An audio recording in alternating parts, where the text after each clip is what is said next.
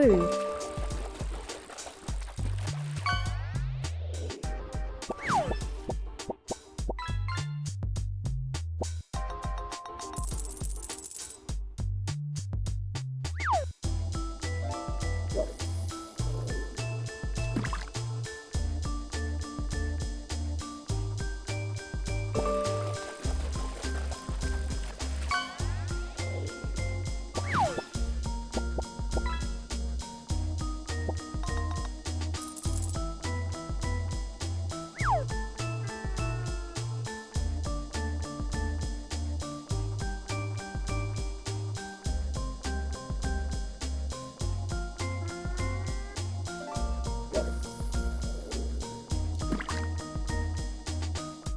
The rules are simple.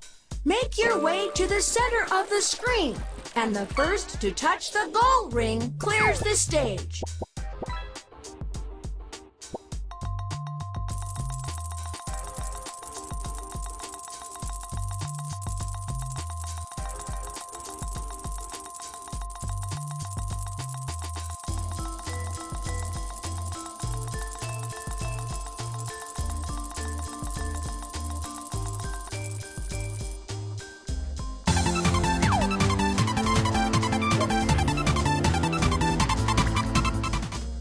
Bonjour. Watch how he moves and when he stops. Then attack.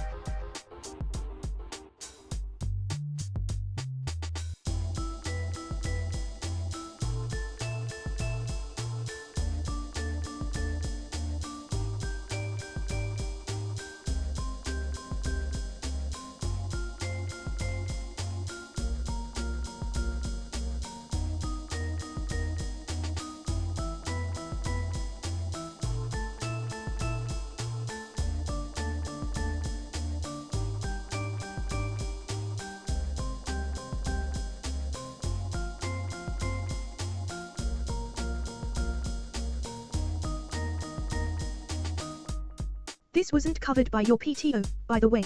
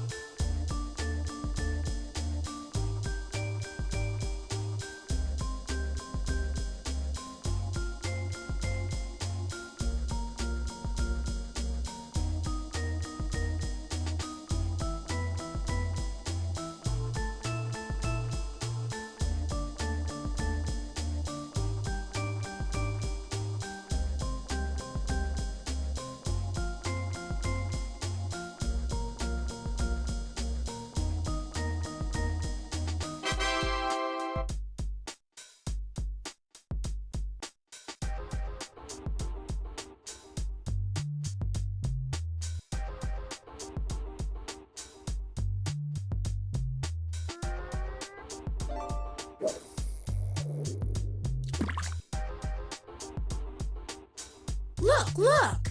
Flowers are blooming around that chow.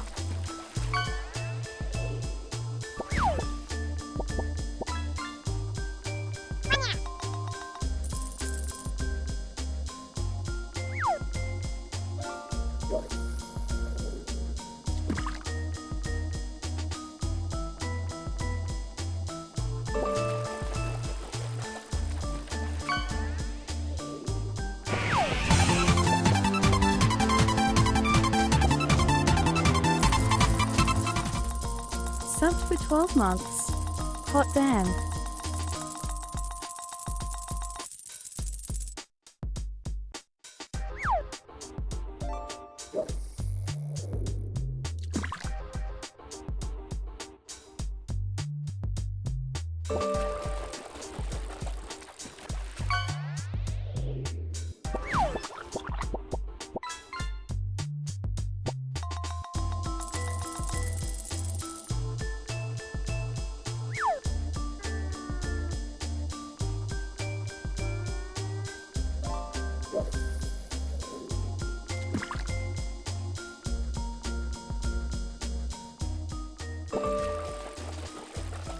You know what I want that I just thought about as I was getting something to drink? Oh my god, thank you for the gift sub, Vespa. Besides that, in my head I was thinking like, man, it would be cool to, like, gut a broken Dreamcast VMU, like one that wasn't working anyway, to gut it and replace the innards with it's like a small device that would just like play whatever. I basically just want to turn into a video player, specifically just so that it'll play like a GIF of my choice, you know?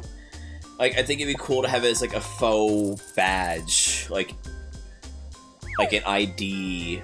I could just like have it on a lanyard and be like, hey look, it says like my name on there, like Ampu Camilla, or could just have like a funny GIF on there. I don't know, that's like something I just thought about as I was getting a drink. Hello everybody, why am I not speaking? I'm telepathically speaking to you with my mind. What? Why is Rahi Welcome not back, working? mistress. Oh, right. While you were gone, I got There we gunned go. down by a rival cartel in 83. What? Are you good, Input?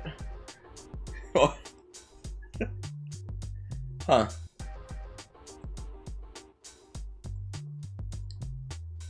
Hi, Tin. Hello. How are you today? I am fine, I'm doing- mistress. I'm doing okay. That's good. I haven't seen you in a while. It's been like, what? Oh my god, my math is failing me. 9 hours? Yeah. I saw your face today, and yesterday, and the day before that, and the day before that, and the day before that. Yeah, it's crazy, isn't it? Mm-hmm. But yeah, hello everyone. Yeah? I was gonna say, it feels like it was like 3 hours, but it wasn't.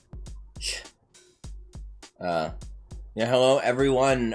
Impromptu post MAGfest stream because I wanted to immortalize talking about our MAGfest experience. It was amazing, Crescent Knight. She swallowed all of the bullets perfectly. And then she spit them back out like a watermelon seeds. Incredible.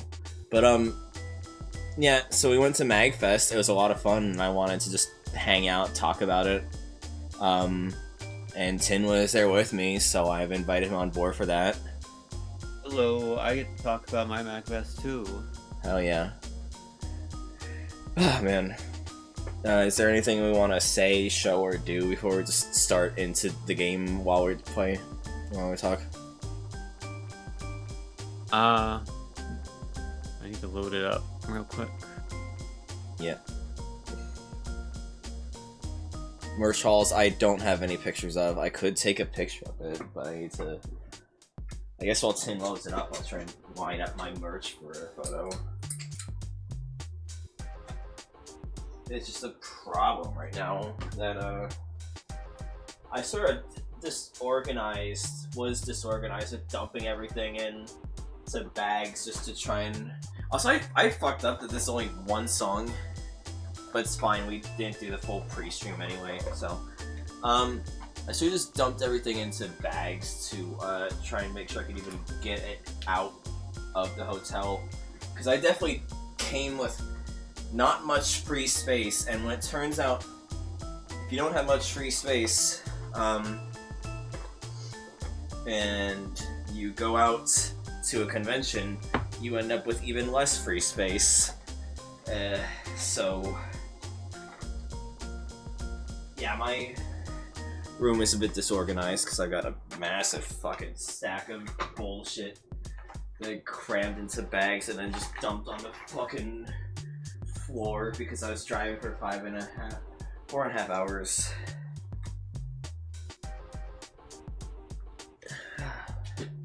I'm probably just gonna go in linear order, chronological order with everything that went on that I can recall.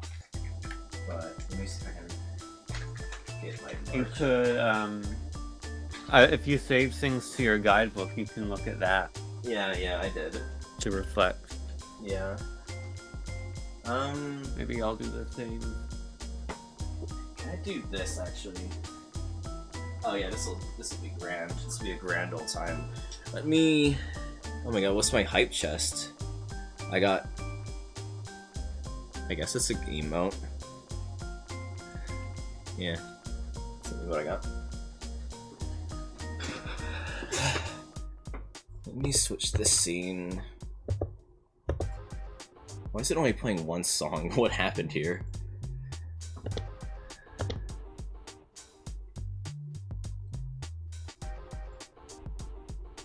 What did I do with this? Oh, I probably had it set to be loop forever, is probably why, right? Yeah.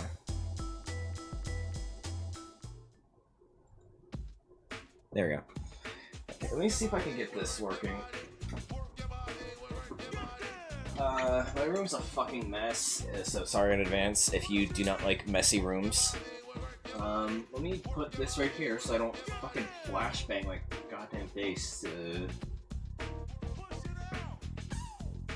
I don't know what camera this is gonna open up.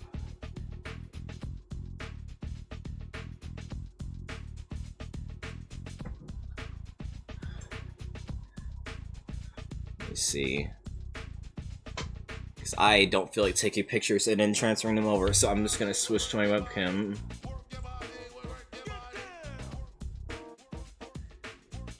I'm gonna get a button to have the webcam up. This is a very... You can tell this stream is impromptu, that I just have no idea what I'm doing right now. But don't worry about it, it's fine. Hear that? The camera's gonna open up, it's gonna open the back one. Okay.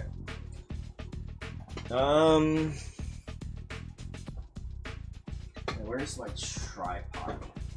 It should be over here, because I had pulled it out of the backpack. Yep. Body will work, your body will work.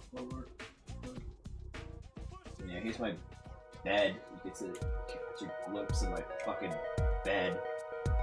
In my messy ass bedroom. Oops. And it fell over. Great. It's a great stream. Great stream. There we go. Okay. So let's see what I got. I got a bunch of stuff because I got stuff from Tin as a Christmas present. Oh yes, it is a Daki. It is V1 from Ultra Kill. It's the official one, reversible it's with your arm. a Mirage.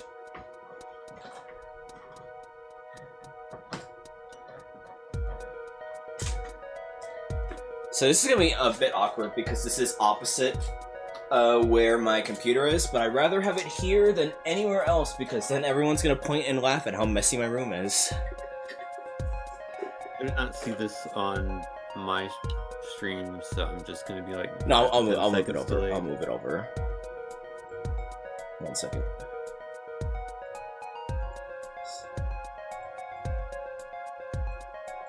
There we go. Yeah, so I got a lot of stuff.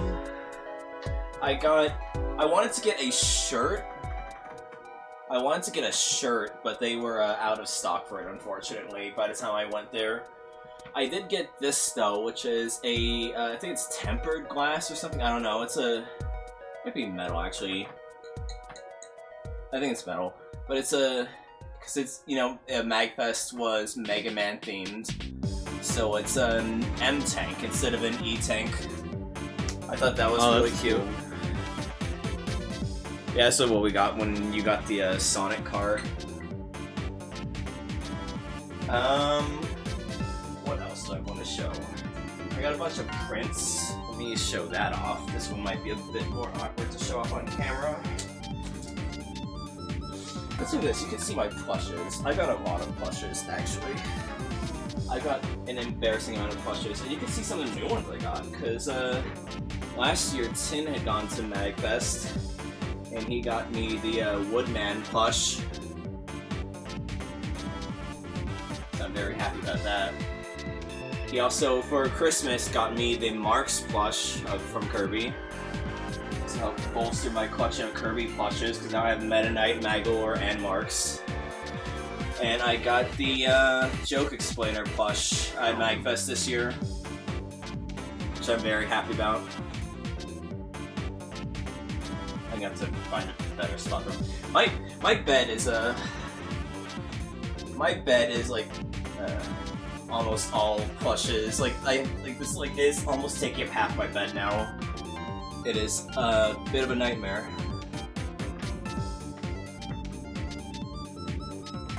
Let's get over. Okay. Let's see. I sealed this up to make sure it didn't.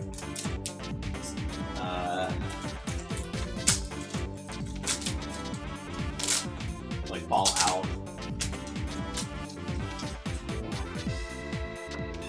I got this very nice Mothman plush. And this is backwards. Is this backwards? Let me get some text. Find something in my room with text. What's text? Yeah, it's backwards. Okay, give me 1 second. Right, because I was using the front camera for this. I was using the front camera for this last time, so that's why it's backwards. Sorry about that.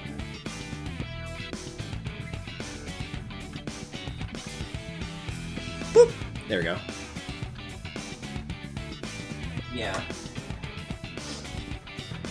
Yeah, so I got this very nice Mothman print. I'm very happy with it. I got at the Arcade Pit panel an Arcade Pit prints. Very happy about that. Yeah, I love my Plague Doctor plushes as well. There's a Plague Nurse one over there, but they're being obscured by the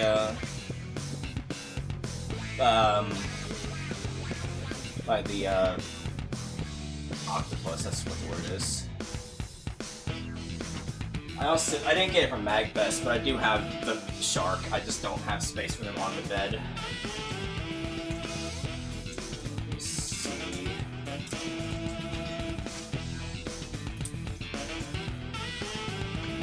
I got this very pretty wood burnt cat as D&D job print. I'm very happy with this one.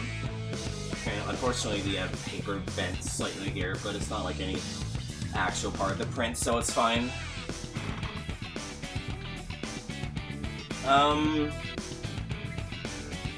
I got this beautiful Umineko print for free, which I'll talk about later when we go into stories about our MAGfest journey.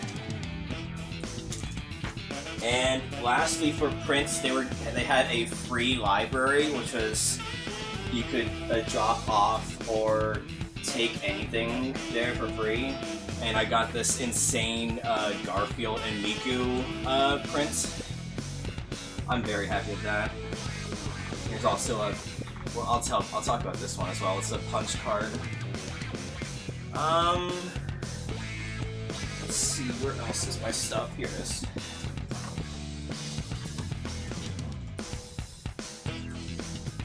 At the Indies booth, I got some merchandise as well.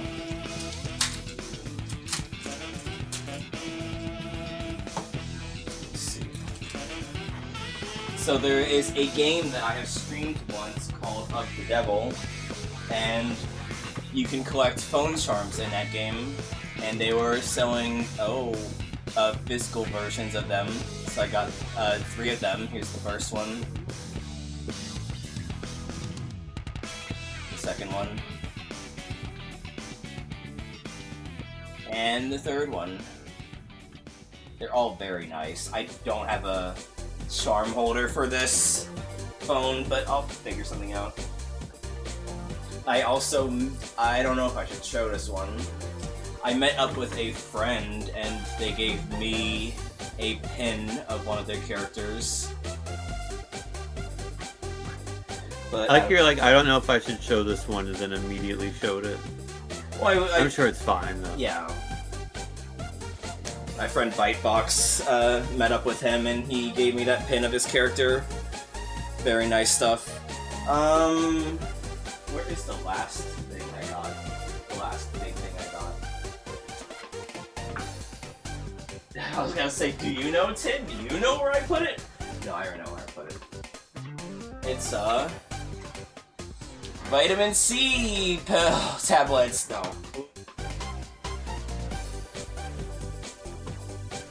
I did also get a bunch of other gifts from Tin, like, a Ron Popeil book, which is gonna mean a lot to the people in the aviary. I might actually read it, just for a novelty. A box of Cheez-Its, because apparently I said that I wanted Cheez-Its for Christmas. I don't remember, but I feel like that's something I would have said. Let me see if this one I can even get away with showing off. Because this is the last thing I got, because I want to get some more stuff, but I unfortunately did not. Is this... Yeah, that should be good. I got a smut book. I can't thumb through this on stream for very obvious reasons.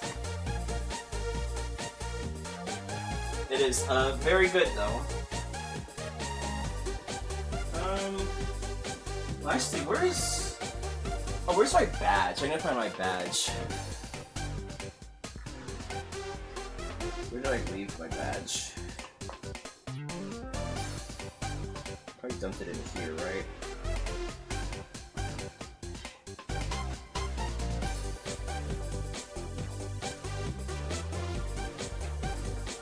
I know I have it because I did like a quadruple check of the building. So I know I have it, I just don't remember where I would have put it. If there's anything you want to show, like, feel free as well to like send any images for me to show off or whatever. Okay, well, I mean, I have the one image of all the... It's very nice enamel pin. Yes, I have the one image of all the merch I bought. You can show that off. Yeah, I send that to you.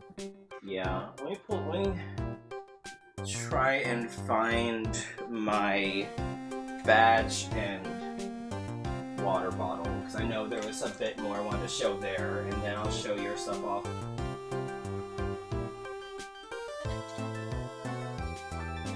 Oh yeah, I also got this sticker from Tin of Faust from Guilty Gear, because he was buying some other stuff and just so happened to have that.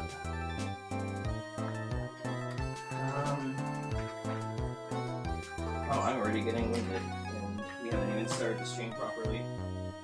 Chalk it up to old age. No. Just where did I put my badge? Is it here? There it is. I got some very nice badge ribbons. One from the Suda 51 presentation, and one from when I got the Mothman print. Very nice stuff there. I'm about to make my own big mess. Just dump this here.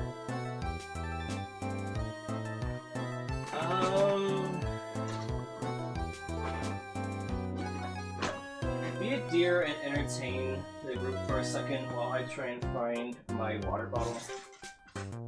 Real quick. Alright guys, so what's the deal with airplane food?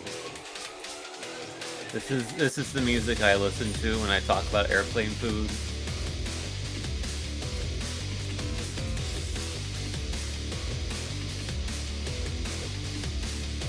If this song was served to you in an airplane, what would it taste like?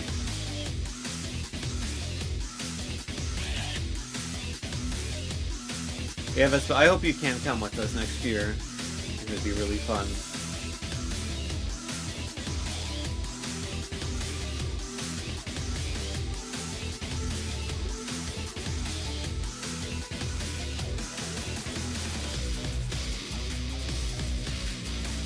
I don't think my airplane food joke landed.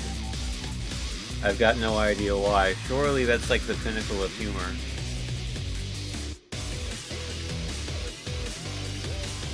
Yeah, I feel like I didn't expect them to sell out as quickly as they did this year. I feel like they might be resubbing to Cammy for Hello, like a month Ignan here, extra. and also am about to head out and take a shower. Cammy is spearing at the moment, so I am chatting on her behalf. But thank you. Yeah, I'm worried they could sell out really quickly next year. Because like you're probably not the only person who's like, oh, I was waiting a bit and then they sold out. So like, I feel like the day they go live, we all need to buy our tickets.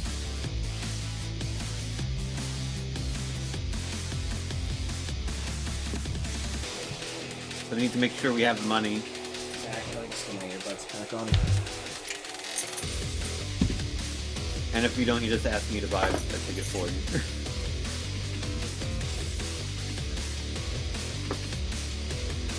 But yeah, You say about I ribbing. definitely want to go to Sorry. MAGfest 27. Yeah. You said about rimming, Rancer, the, what was I gonna say? The, Mothman one. There's an alternate badge ribbon I could have gotten at tonight. 8 Mothman's Acid Point Pleasant. I was very tempted to get that one. Wait a second. Collect my breath. I had to go outside because I left it outside. Yeah, lastly I got some stickers. This is my water bottle. Oh, other way. I got this sticker. It'll focus. It's really trying to focus on a docky.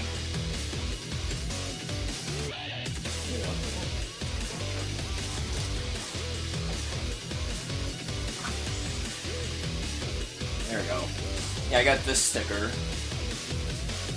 As part of the No More Heroes Sudaverse presentation. I also got this one. It's a very good one. I'm sad that I accidentally made an overlap with the Sebastian one. I still kind of want to pull it off and reapply it so it doesn't overlap. But I know, given I want to get more stickers, it's probably for the best because it's going to overlap with other stuff anyway. But yeah, that was my MAGfest haul. Kinda wish I got more, but I'm very happy with what I did get. Let me turn Mistress, this off. why does that Mothman have such a shaped rear? Is that the one you ate at Point Pleasant? Don't tell them that, Input God. You're supposed to keep some things a secret. But let me see. Give me 1 second to pull it up on screen. How do you full screen on Windows? This one? Okay. Yeah, so this is what Tin got, and he can explain it as needed. Yeah, so...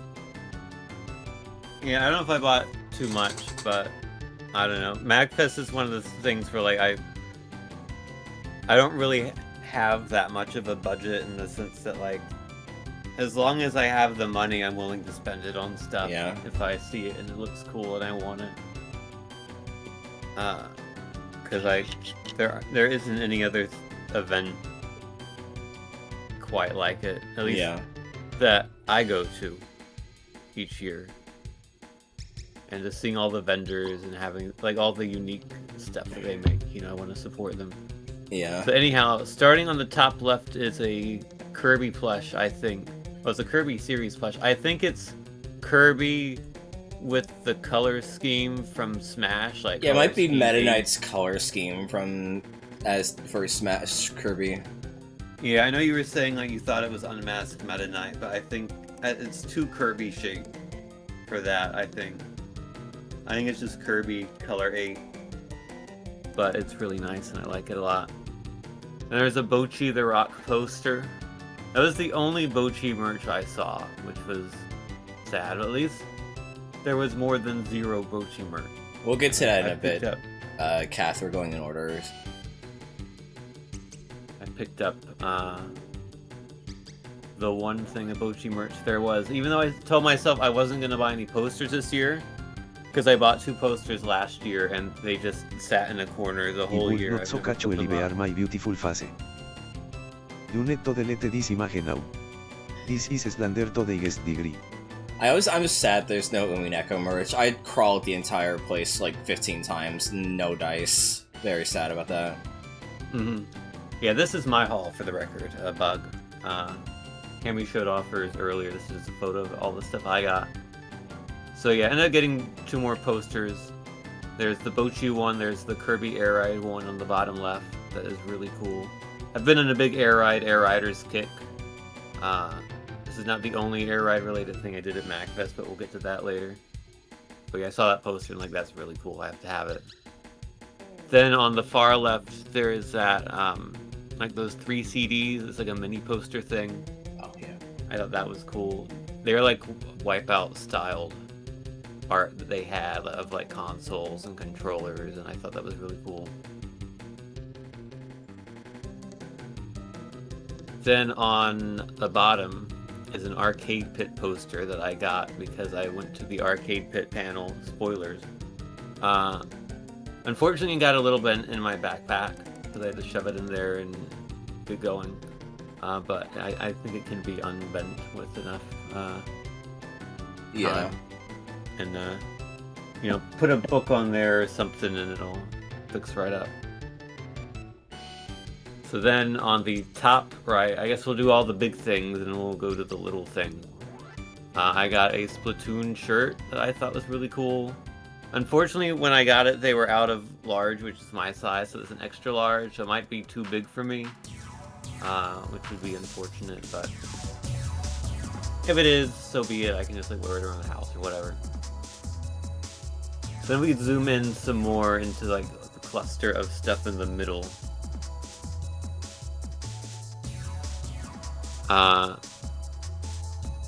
Yeah, so I got a dumb Sonic car. I think that's like leftover MAGfest merch from last year when it was Sonic themed. Yeah. It's just a really stupid thing. And some streamer friends that I know were also like, this is a stupid thing, and I got it. So I picked it up when I saw it. And it will be relevant again later. Yeah. And then I got a MAGfest pin. I got an Ina pin, which is really cool. I got an Octobrush pin. I got a... Actually, the Ina is a keychain, I think. I got a Miku pin. I got a Miso Katamari keychain. And then that's the same sticker Cammy got, because I went to the same panel she did. Except I was actually going to a different panel. I dipped out of it before it started, but I'd already gotten the stuff, so... It's a cool sticker and a cool little thing. If you ever get into No More Heroes, you're like, yeah. Yeah. And the Punk's Not Dead thing, like you stick it on your badge. Yeah. I didn't stick it on Badge my ribbon. badge. I didn't have any badge ribbons. show Maybe next year I'll get some. I'll show my stuff off after now that I have everything in one place and more people have shown up. But yeah. Yeah. So I got an album, Passenger by Cryptovolans. I might listen. I think to it's that. tonight, actually. Yeah, I'd be down. And it's not Cryptovolans by Passenger. I think it's Passenger by Cryptovolans.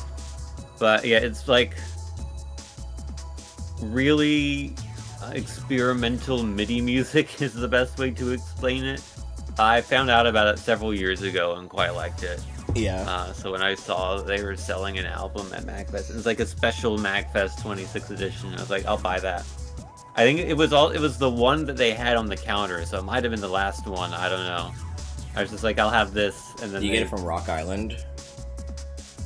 No, it was some other vendor. It was near Rock Island, but it was just like in the hallway. It was a bit weird. At the registration by Chipspace? Yeah. Okay. Yeah. Right. Yeah, that's where I got it. And they just handed me the one that was sitting there on display, so... Yeah. So if it was That's why Rock I have Island, the they might have $10 still had sticker. more in the back, but if it was by the registration at Chipspace, yeah, you might have gotten the last one. Yeah. I got a little skateboard tech deck thing that says no signal and looks like the color bars because I thought that was cool. Yeah, I almost got a, hi Dubious. I almost got a, what was I gonna say? I almost got a slip mat from, I think it's either the same vendor or like an adjacent one, but I was like, I want to make my own custom slip mat. Yeah, the people that had the no signal tech deck, they also had a really cool like Sonic design that they had on several things, like a bag and a notebook. But none of those things really interested me, so I didn't get it. And I got stickers of the Guilty Gear Polycule, and also stickers of Mimikyu. I don't know their name, but the Katamari character in Dark Chow. I kind of wish I got the cool. Dark Chow one, because the Dark Chow one's really good, actually. I kind of wish I didn't hesitate in getting that one. Yeah, so that is all the stuff that I got at MAGfest. Yeah, and so let me just encore what I got, because some more people haven't showed up. My room's a mess, and so I'm just gonna have my V1 body pillow cover up everything. And you're just gonna have to deal with the fact that I'm gonna be a bit quiet. Who's the third one in the stickers to the right of May? That is Unica. Right. I'm not actually familiar with them. They're a DLC character, right? Yeah, they are in the latest DLC pack season 4. Right. I actually don't even have that yet. I couldn't even play as Unica yet if I wanted to. But I think she's cool. And when she came out, and when the anime came out, like her and Bridget were shown to be quite good friends, so the community sort of was like, oh no, Bridget and May have broken up and she's with Unica now. Mm-hmm. But then others are like, oh, they're a polycule. That's so funny. Because it's all just fandom shipping. Yeah. I also got, it was 4 for 20, and so I got, it was 6 each and 4 for 20. So I wanted to get an Elfelt one, but they were sold out, so I got a Faust one instead, and I gave it to Cammy. Yeah. I would have given you the Elfelt one too. Fair, I appreciate that. Yeah, so to encore what I got some stickers too. I already put them on my water bottle. It's not these ones. I got this one from the Suda 51 presentation we went to. I got this beautiful one from woo! I knocked my camera down. From the it's too hot for Switch. But I got that beautiful one from a very much Mothman themed panel. Very happy with that.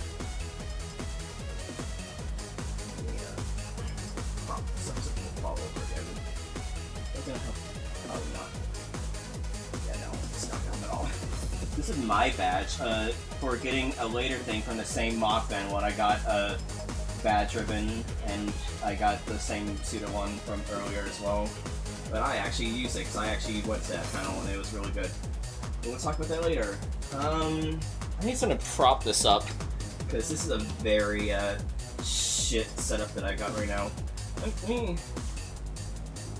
Oh no. This is a very professional stream where I'm using a very shitty Walmart tripod that is just very easily falling over. There we go. Yeah, so here is the Faust sticker that Tin got me. If anyone's saying anything in chat, let me know, because I can't see from here. Mm-hmm. I got phone charms of the devil, because the devs were there doing a booth at the indie section. I got a very nice wood-burnt print of a... There was an entire set of cats as fantasy classes, and I got the cleric one out of a lot of indecision. I also got an Arcade Pit print. I already smudged it with my fingerprints, and I'm very embarrassed about it. It's also slightly bent in the same way that mine is, because yeah. I put both of them in my backpack, and yeah, they both got bent the same way, unfortunately. Yeah. I also got this beautiful Mothman print. It's why I got the badge ribbon, because it was a free bonus. I'm very happy with this print. I definitely want to frame it. They had a free library where you could like drop stuff off or take it, and it was really nice. And I got this Miku and Garfield print because of that. Very happy with that. Let me show off the Mothman sticker again, just because now it's like relevant again. Yeah, and yeah, it's a very goofy one. I hate how I made it overlap with the Sebastian sticker, but I'm gonna have to just live with that. So I don't want to like reapply it and have the the adhesion on the sticker going out. I didn't get any shirts, unfortunately, because they were all sold out, but I did get an M-Tank cup, which I'm very happy about. Because I do like collecting mugs and cups. I do find that like a very amusing passion of mine.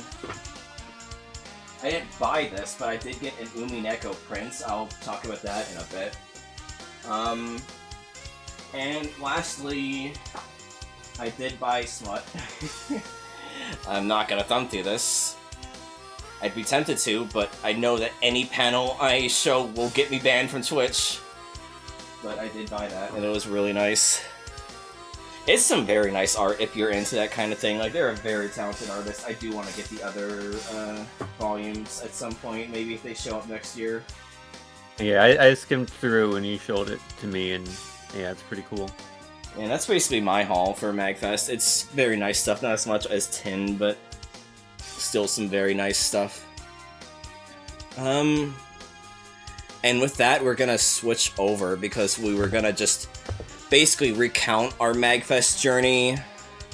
But we're gonna do that while just playing some games and showing. Wow, you can tell it's been so long since I've streamed. I do not remember how to switch to 4x3. There we go. Also, I need to resize you because now I'm taller than you, and that's not right. No, you're the short one here. Yeah. I would know, because we've been in a physical room with each other. We can just copy this. Copy. Paste. I just realized my Xbox controller is still in my bag of MAGfest things. I brought it with me in case I needed to like plug it into my laptop or something, but I never did. There we go. That's much more accurate. So, did we want to play Monkey Ball first, you said? Yeah. Is there a specific version of Monkey Ball that you would like to play? Oh, you're about to hear Windows speak because I didn't realize you didn't have it set up yet. I was thinking of just playing Deluxe again, unless you want to play any other version. Okay. I mean, I've been on a kick of arcade Monkey Ball. We could do Super Monkey Ball 1. Do I have Super Monkey Ball 1? Let me look. I do. Yeah, we can do that. Alright. Let me know when you're ready. Yeah, I'm just plugging in my controller. Let me see my GameCube drivers are working. They are, okay. Because I've had to reinstall the GameCube controller adapter drivers the other day because they stopped working for me. Saul Myers is playing Narnia.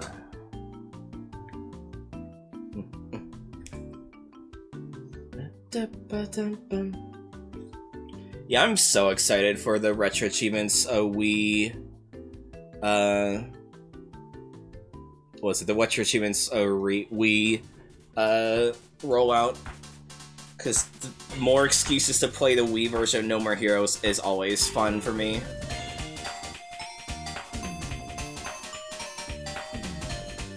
I need to get more. I need to make stickers of my own. Because they had, like, at MAGfest, they had, like, a board where you could, just draw anything on there. And my hand was so shaky, because it was, like, not a stiff one. Like, it was, like a tapestry that they hung, like, and all that. And so it was wavering, and so my hand was, like, shaky, and I was very sloppy. It did not, go well, unfortunately.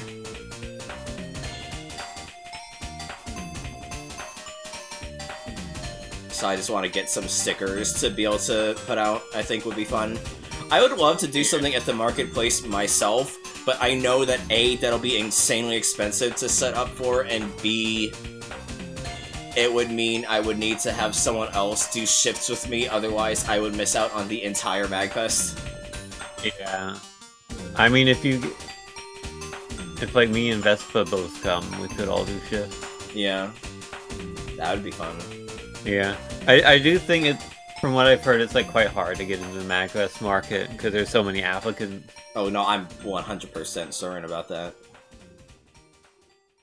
I do hope I get to see that Mothman artist again, though, because they were very good artists, and I really wanted to get a shirt from them, but the one that I wanted sold out by the time I got to the marketplace on the 3rd day.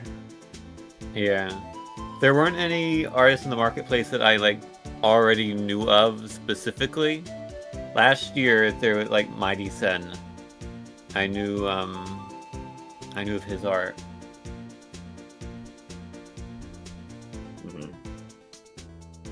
So it was cool to get something from him. Yeah. And say hi and whatnot. I've just been, hey, I love your art. I've just been realizing with my journey into trying to become an artist with, like, a name for myself, I need to just start drawing fandom stuff. I need to draw more fandom stuff. Yeah, I think that'd be cool. Let me know when the net plays up. Oh, sorry, it's been up. Oh. I've just been sitting here waiting. There you go. Of course, Vespa. Whoa! Oh no! You have a filter on? I forgot that I had the filter on from when we did the Polar Express! So, yeah, this is what my game looks like right now. What filter is this? Is it? It might be cool?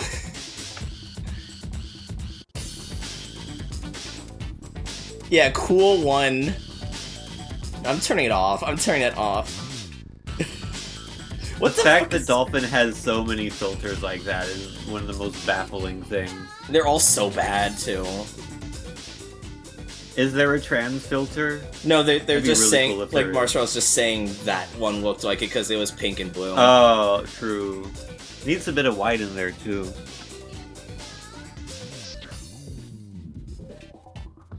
God.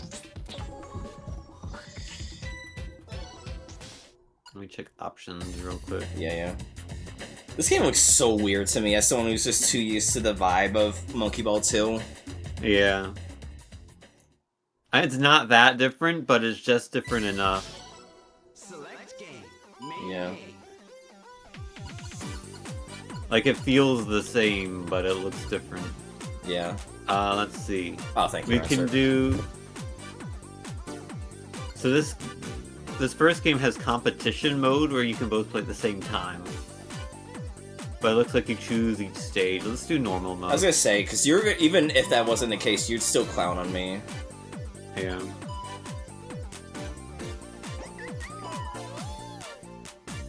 Start with beginner. Let's start with beginner and we'll go to advanced. Yeah. Advanced is, let's just say the one I'm familiar with at the moment. Yeah. So I guess to start off, travel and prep, I just was a nervous wreck trying to set up for MAGfest. I was just the entire time worried that I was going to be forgetting something, worried I didn't have something I needed and all that. I could barely sleep a night of. It was fucking miserable. I couldn't find the backpack I wanted. That was in my house somewhere. I don't know where it is. I couldn't find the other stickers I wanted to put on my water bottle, and I'm very sad about that. And it was just a miserable fucking time trying to figure that out. But then, eventually, I, went to bed, drove over 4.5 fucking hours, by the way, because I'm in North Carolina. So I drove 4.5 hours to from North Carolina. Oh my god, I didn't realize it. From North Carolina to Alexandria, Virginia. Yeah. Yeah, to Alexandria, Virginia, to meet up at the hotel with Tin. You can interject at any point you want to. I'm mainly just gonna try and ramble and remember as much as I can. Incredible! Interjection. Yeah. But, we got to the hotel, we chilled, went to Walmart, had chicken and waffles. Yeah, I was kind of unimpressed with the chicken and waffle place. I actually thought they were really good myself. It was probably my favorite chicken and tenders. I did it again. My favorite, I thought it was my favorite chicken tenders of all the ones we had, because we had like 3 different chicken tenders today, this week. But, yeah, and then we played... It was, well, I had a chicken sandwich at Jollibee, but... Yeah. I preferred the tenders at the place at the convention center. Yeah. I don't know, it's like the thick tenders, they don't appeal to me. Hi, Hexa. Wow! Wow, I'm off to a great start. Game overing on the 2nd floor. That's embarrassing. Yeah, and so we just chilled at the hotel, played Kirby Air Riders. And man, Kirby Air Riders, great game! Fuck me, I had other stuff, we're getting to that. Kirby Air Riders is a great game, and I wish I had a Switch 2 so I could play it more. That game fucking rules. I was worried about it being good. I was worried it was gonna be like too overwhelming for me to get into, but no, I had a blast with it. I'm half tempted to just buy you a Switch 2. I mean, I won't say I know I no. shouldn't. I won't say no. Just chalk it up as an early birthday present or something if you really want to. It's obviously up to you, it's your money. So day of, I got into my cosplay, because I was cosplaying an Umineko character. One that's kind of a spoiler character, to the point people tend to not, like, even, like, mention their name, so people don't just... Like, I don't think their name is a spoiler, myself. There is a character whose name is just a massive spoiler in Umineko. It's not this one. I would say it's more people just don't want people to look up the character and get massive spoilers, you know? But man, it was my first time wearing a wig. Yeah, you close your eyes and ear. But it was my first time wearing a wig, and it was really weird to wear one. To, like, be able to, like, lightly pull on hair and not feel it because of the lack of nerve endings and all that. And I also fucked up because I have long-ass hair, so I had to put a scrunchie on for that. And then just, like, awkwardly put it to the back of my head, then put a wig cap on top of that. And unfortunately, my hair slid back and pulled downwards, pulling the wig cap down and my wig and all that on the first night. It was really awkward, but also kind of funny. And then, after all that, we finally made it, did registration and all that, and I guess it's just more freestyle for what we did. Oh, how gender... I would say it was pretty euphoric, honestly. Like, it was cool being able to go to a woman's bathroom and, you know, just not be worried about being called out or anything. And also being in a maid outfit was very nice. The first panel I went to was a Suda 51 themed panel about the entire theme of the Kill the Past multiverse that Suda 51's been building up, and I thought it was a really nice panel. Like we said, I got a sticker and a badge ribbon from it.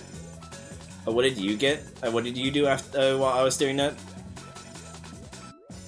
So they had some panels on archiving media.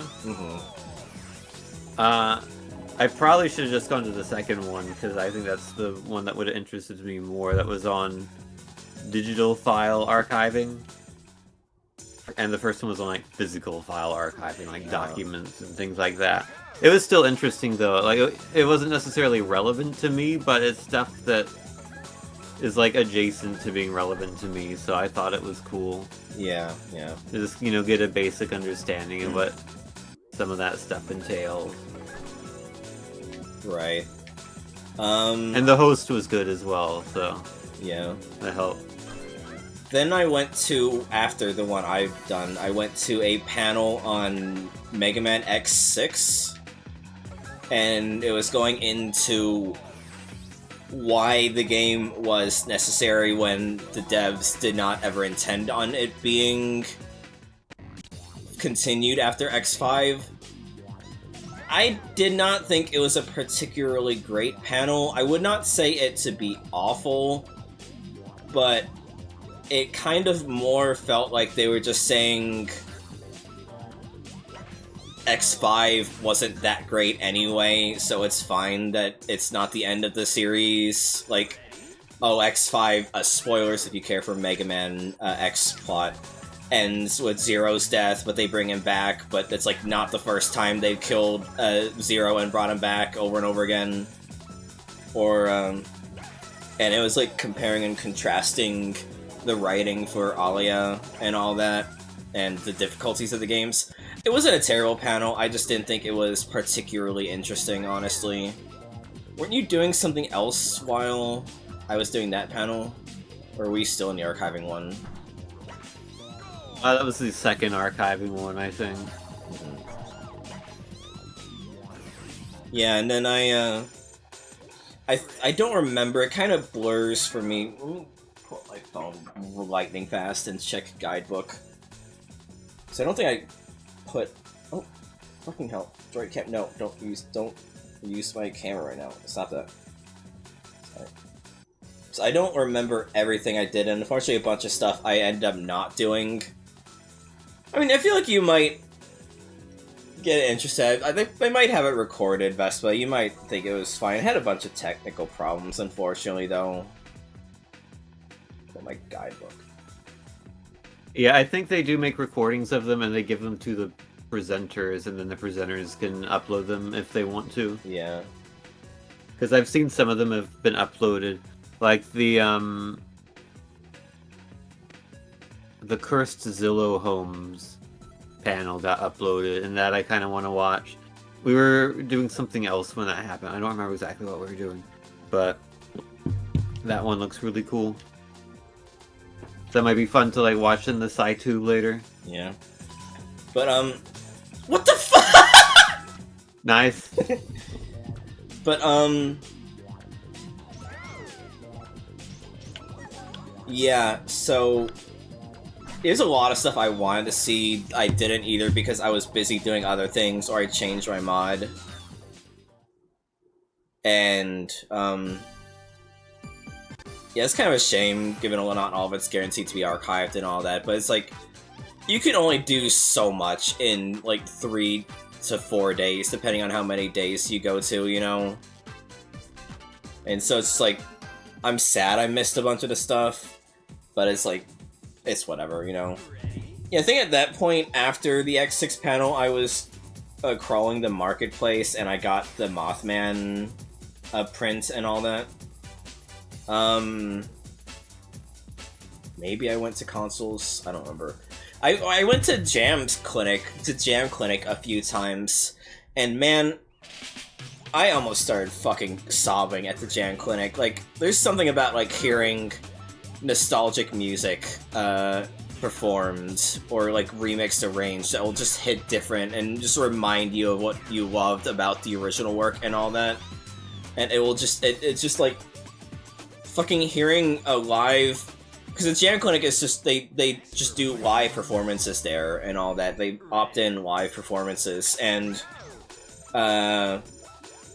you can do solos as part of it as well. And yeah, they did a cover of one of the songs they did was Gangplank Galleon from Donkey Kong Country, and I just was so moved by it that I almost started, like, fucking sobbing in the fucking Jam Clinic.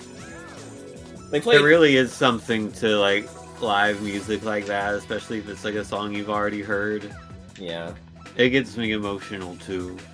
And they also played, I think, was it Gusty Garden Galaxy from Mario Galaxy? Like, the second day, then you were there too, and it also like moved you a bunch as well.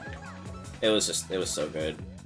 Like if I could choose what my afterlife could be, and it has to be something like perfectly mundane, it would just be the fucking jam clinic at MAGfest. Like, oh my god, I could, if not for the fact that it is like few $100s to get in and also like a limited time affair, I would love to just take MAGfest and just go exclusively to the jam clinic for the entire fucking day, you know? I think my version of heaven is just a MAGfest that never ends. Yeah.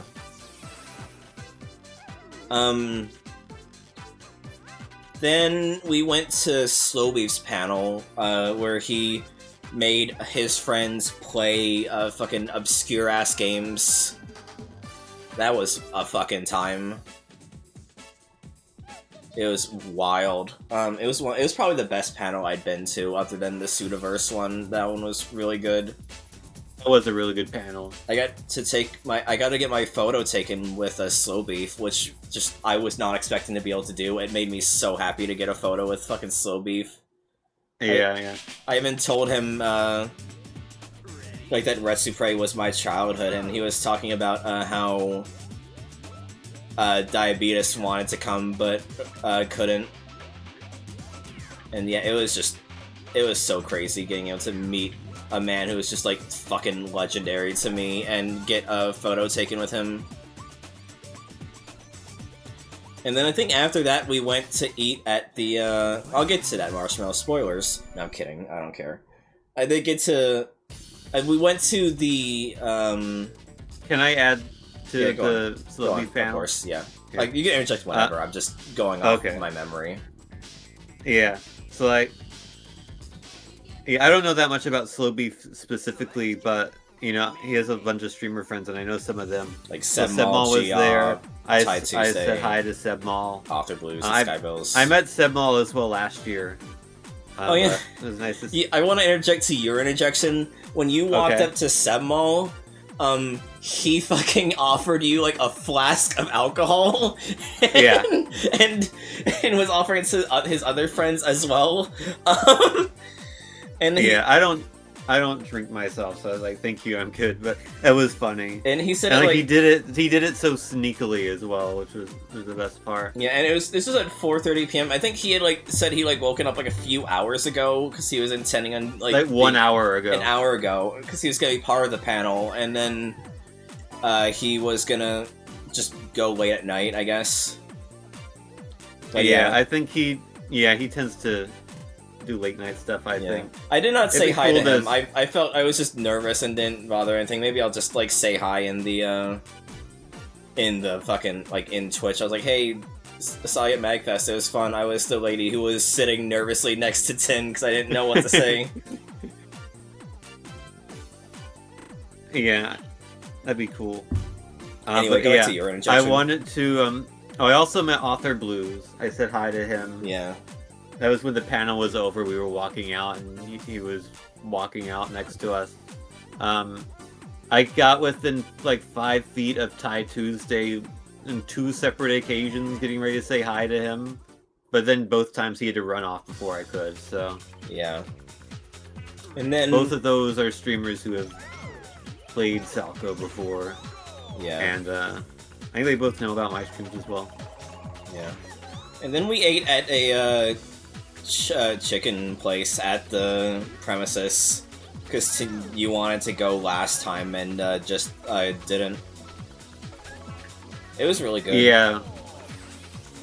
Neither of us could they have finish our this meal chicken though. place. It's called Rush. They basically, the only thing they serve is like Arby's chicken tenders and curly fries. You can get a chicken sandwich too, but that's it. But it's like really good Arby's style chicken tenders and fries, so I liked it a lot. Yeah. I was still pretty nervous at that point, just for like being in an unusual location in a special event like that. So I actually ate more than I expected to, even if I didn't eat all of it. Same. That was really good. It's Yeah, last year my friends and I wanted to get there, but they closed at 9 o'clock sharp. So we were getting ready to order and they closed. I was like, oh. Yeah, the thing about MAGfest, if you haven't been to the Gaylord Hotel Convention Hall, it's fucking massive. Like, the rooms are like skyscrapers. It's like 4 floors, and at least 3 of them are taken up by space for the convention. Like, the bottom floor is like an entire atrium with a marketplace that's just built into the hotel, not even like the market, like for like food, I mean. It's insane. It's a fucking massive place. I was dying by the end of it. There are some parts we never even went to as well. Yeah, I wanted to go to the quiet room at some point because I was like overwhelmed a lot of the time, but I just never did. I just toughed it out instead. Maybe next year. The only time I felt overwhelmed was during the live music. Yeah. There was that got to me, but everything else was fine. Yeah. There was some panels I wanted to go to, like, there was one on a crash course in comics that I wanted to sign up for, but it overlapped with a later thing I'm going to talk about. And there's one where you get to, like, learn beginner-level sewing and make your own plush that I also want to go to, but also overlapped, I think, with other stuff. But it's a pain. Like, I think it's, like, nice to be able to have, like, too much to do rather than too little to do. But I'd rather err on the side of too little to do, because then I could just go to the fucking marketplace or arcade, you know? Like, it was just kind of sad that I didn't get to do everything I wanted to do, but it was still a lot of fun. Yeah. I think I managed to do basically everything I wanted to do this year, which is good. Because last year I ended up getting tired in the final day, so I didn't end up going, because I was also commuting each day, which, like, 2 hours each way each day got to me. Yeah. But oh yeah. So, like, one of the things was, like, you know, I'm dressed as an Umineko character and all that. And I was like, I really want to meet another Umineko cosplayer or get Umineko merch at Marketplace. And so when we were ordering our food, I saw just a fucking in front of me, a fucking Furuta Erika cosplayer, and I was like, I didn't say it to Tin because I was just like freaking the fuck out, but I was just like, hold my place, please, and I just walked off. And so I tried finding them, couldn't, walked around the premises a bunch, could not find them, gave up and went to go find Tin, because he'd already gotten his food and was eating it. And in the fucking food court, I found the Erika cosplayer, and I got a photo taken with them. And it was funny because... Yeah, you go. I think you're going to explain what I was going to explain. Yeah. So I'll let you do it. And so... Tin DM'd me, and I didn't realize it until after the fact. Tin DM'd me and said, hey, is this the person you were looking for? And I didn't see it because I had found them, and so Tin gave a follow-up photo of, I think that answers this question, which is a photo of me with the fucking Umineko cosplayer. And what was so funny is that they also... You need Tin to find Erika. You can't find her. You come back to Tin. He is Erika. But what was also especially funny about it is that they pulled, like, I was like, hey, can I get a photo with you? I'm also cosplaying as an Umineko character. I'm also cosplaying as... Yeah, I didn't say it because they realized, oh, you're cosplaying spoiler? Like, they actually said the word spoiler because they realized too. And so they were like, they actually pulled out a fucking Fumo of, Erika and held it in their hands as they took a photo with me, which is really funny. It actually said, you're cosplaying spoiler? Yeah. That's great.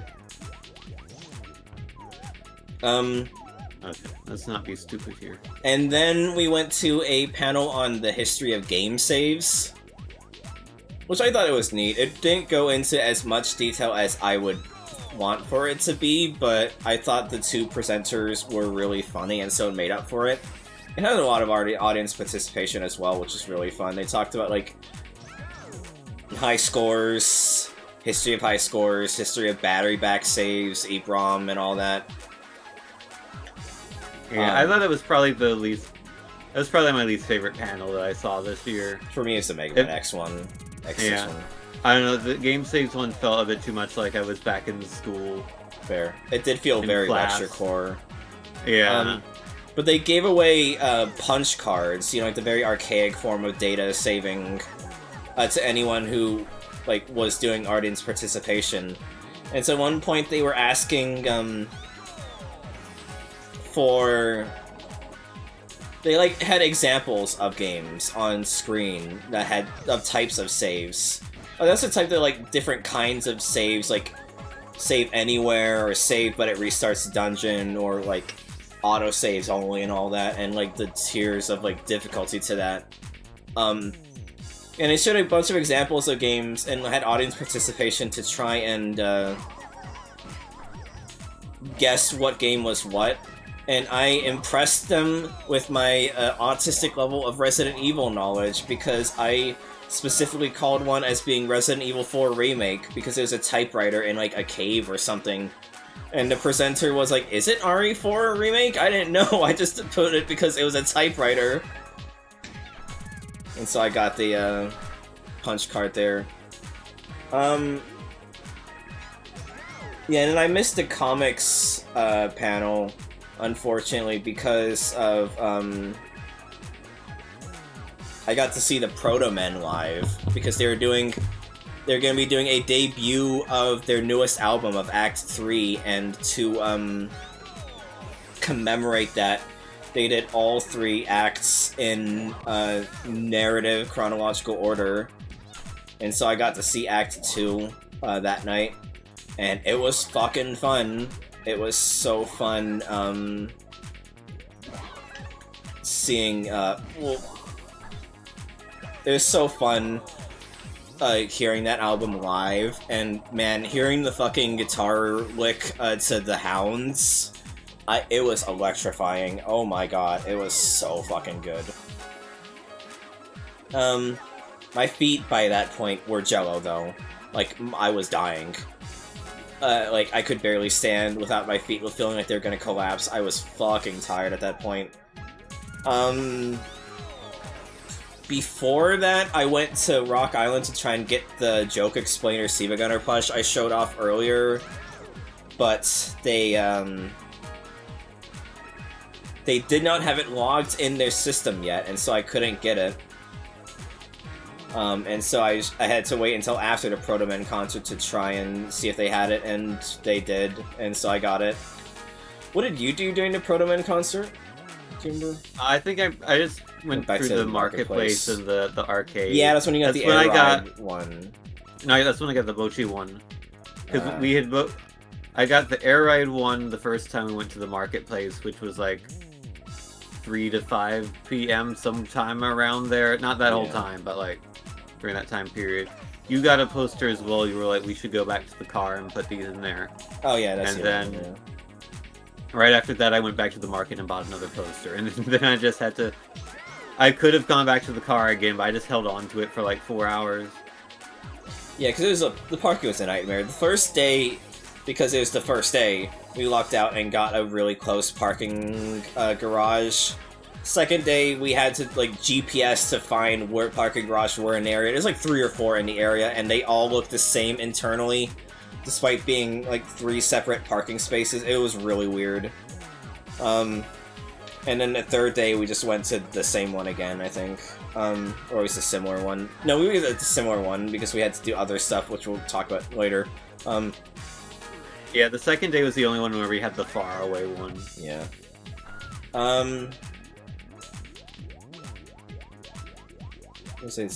And so yeah, that I saw Proto Man Oh went to the my God. marketplace. Then I went back to That's Rock a dumb way to Island. die. Yeah.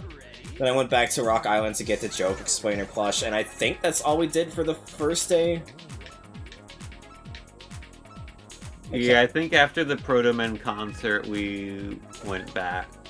Because It ended up going late, so that's the thing. I basically spent almost an hour just like waiting around for you. Yeah, oh my god. Yeah, cause that was the thing, because I was trying to show up an hour early just so I didn't miss it. And so as a result, I caught the last third of the Rebecca Sugar concert, which by the way is great. Rebecca Sugar is such a sweet bean, and I know the answer is just misogyny and fucking being a chud and all that. But I just do not understand how anyone can have any capacity to hate Rebecca Sugar when they're just the sweetest person you'll ever meet. Oh my god, wow, that's humiliating. And then the Proto-Men started 40 minutes late. And it was a nightmare.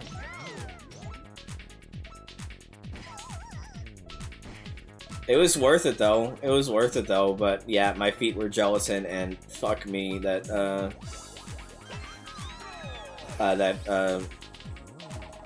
being late did not help. Then day 2, we both decided we're tired as shit. We're not gonna set any alarms this time. We're just gonna sleep in, and if we miss any panels, we will miss panels. So unfortunately, I missed a panel. Oh my god.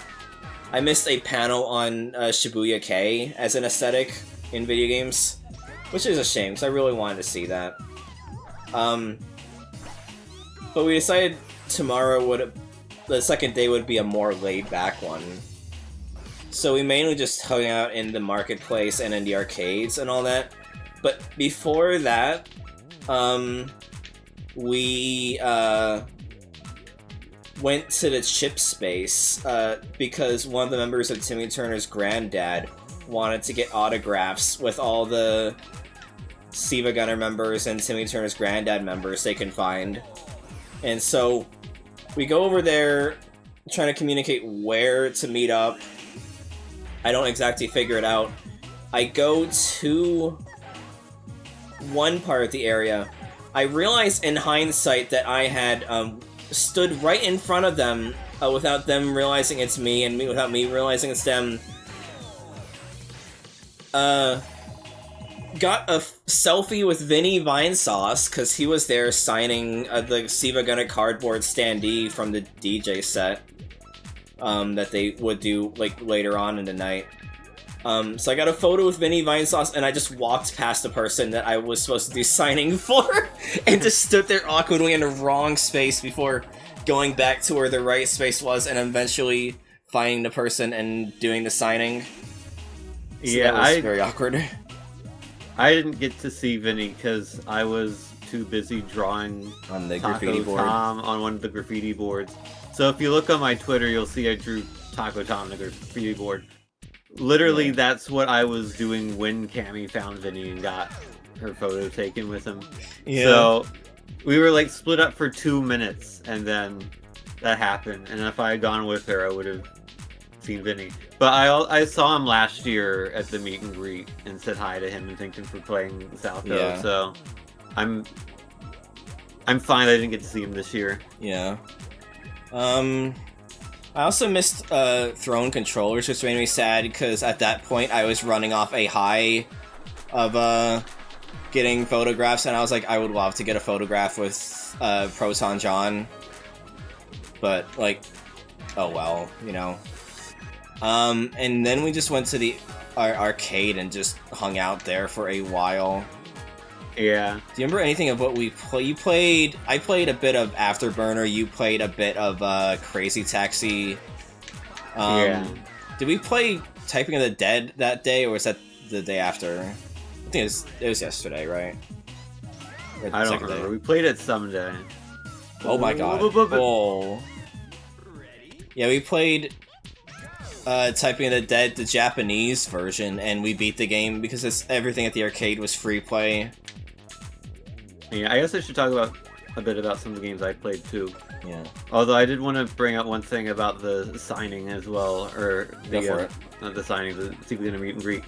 I was also on the lookout for someone I follow on Twitter and Blue Sky, who was handing out prints of her art. She was like, "Hey, if you see this bag, come say hi, and I'll give you a print." And I wanted to do. Oh no. I wasn't paying attention. I gotta do this the hard way. So, I was on the lookout for her all MAGfest. She said she was gonna be at the meet and greet.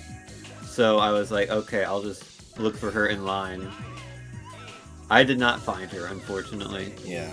So I don't know if I missed her or what, but I did eventually find her, but it wasn't until Saturday, and by that point she'd ran out of prints. So I did not get a print, unfortunately. Yeah. But yeah, the games I played some Cosmic Smash. I played some of this game, Monkey Ball, on the arcade. And I spent most of my time playing the advanced mode. And I may or may not have gotten the #1 score on one of the machines. They had 2 of them. I got the #1 score on the less competitive machine. It was less competitive because it was broken for most of the event. Like, you moved the stick and it would only go halfway forward. Right. Which is not ideal for Monkey Ball. Of course, yeah. So, moving at half speed essentially meant that a lot of the levels were uncompletable. Yeah. Like, you looked at the leaderboard on, like, Saturday or whatever, and, like, the advanced leaderboards, everyone only got up to stage 11. Because Right. there's a small hill you have to go up to get to the goal, and no one could do it. There is also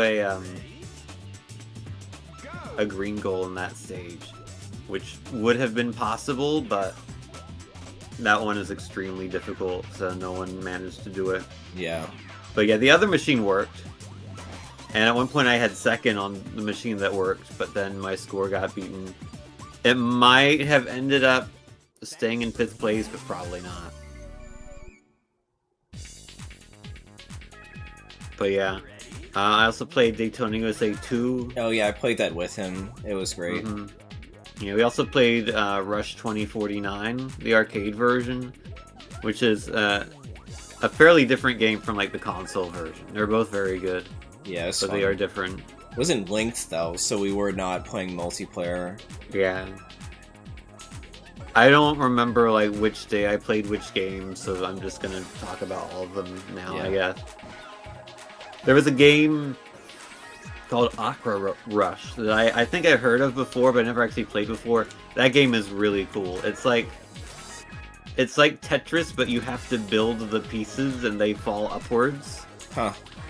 So like each piece is 3 blocks wide, and you have to fill out the board on the top. So like if there's like a 2-block tall gap, you have to press on the right side, you have to press the right button twice, and it builds it up 2 blocks. I'm not doing a great job of explaining it, but it is a really fun game and I want to play more of it. Yeah.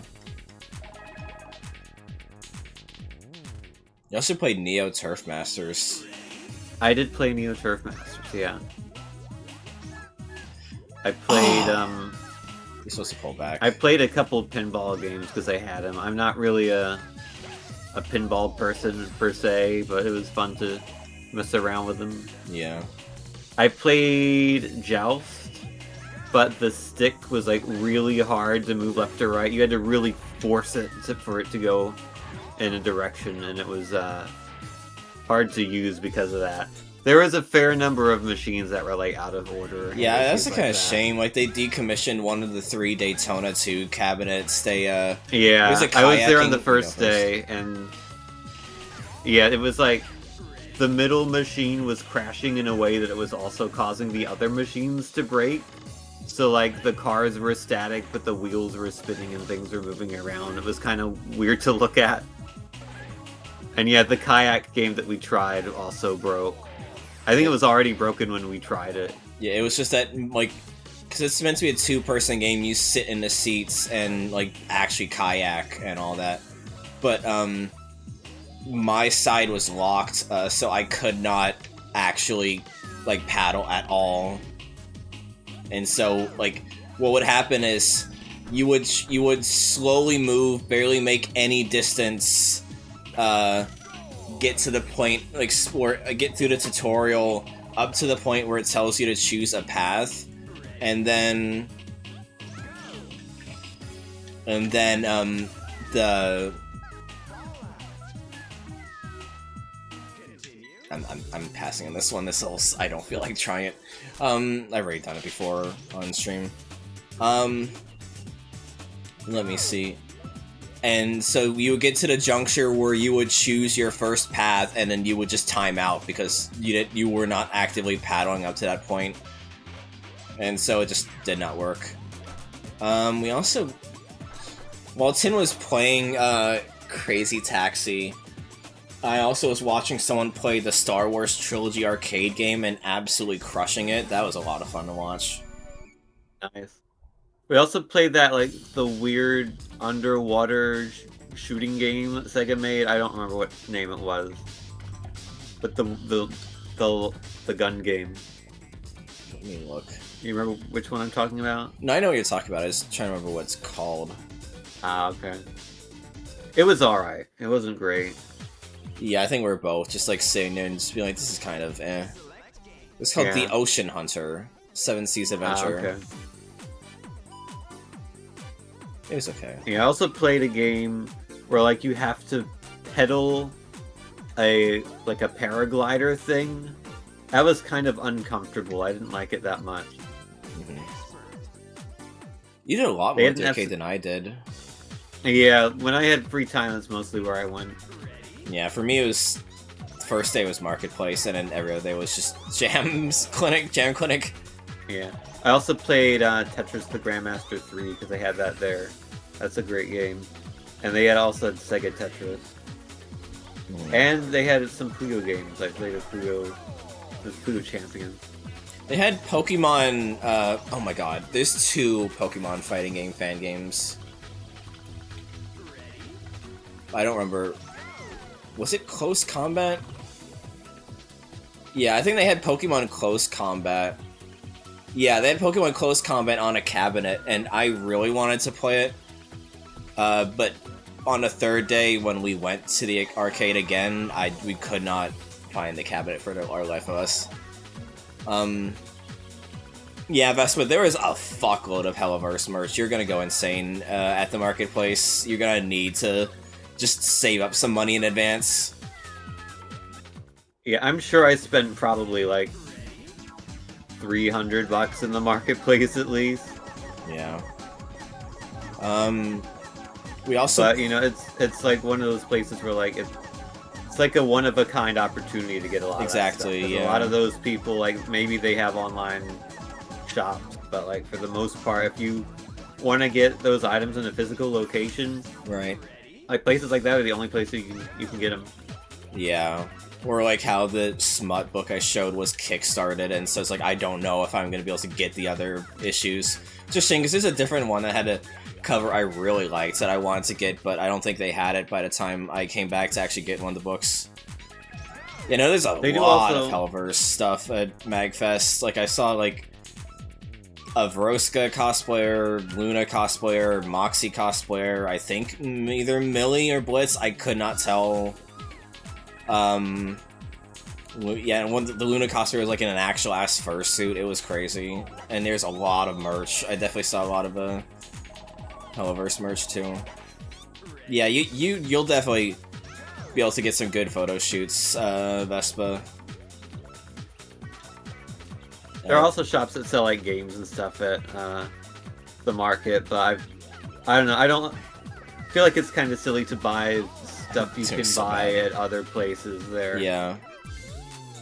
So I didn't buy any games or anything like that. If I saw a copy of Mr. Do for the Super Nintendo, I might have considered it, but I did not. And I don't think I'll sign it for you. Yeah. I had my copy of Kirby Air Riders with me, because I was thinking maybe I would have him sign that, but I didn't. That's why, yeah. I was like, why the fuck did you bring your case with you? I was so confused. Yeah. First time I completely forgot about it. The second time I was just like, eh. I think what else was at the arcade? Oh, we played Taiko. We played a bunch of Taiko, and it turns out Taiko's really hard when A, you're playing on the actual drum, and B, you can't hear shit because they didn't have... They put it in, like, the whole thing is, like, we went to the rhythm game pavilion to try and find all of the rhythm games to find Taiko. Looked around all there, could not find Taiko at all. Was ready to give up and play something else when we found an entire row of Taiko games. But the problem is, it was towards the center of the place, and so the sound, you could not hear the music. I could not hear the music at all. It was so hard to play.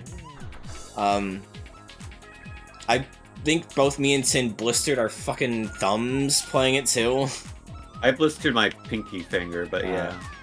It was a lot of fun though. I fucking love Taiko. I need to just have a fuck the VOD stream and just play a stream playing Taiko, honestly. That'd be fun. Let's see, I also played Initial D, but the steering was not calibrated right, so you had to hold the wheel like 20 degrees left to go straight. What's the other racing game we played? It was right before the one that wasn't linked. Something GT. It was a Sega GT game. Oh, yeah. Super GT. Super GT. Also known as Scud Race in certain regions. That was fun. Yeah, that was fun. It was really cool how it, like, actually... It was either Scud Race or the...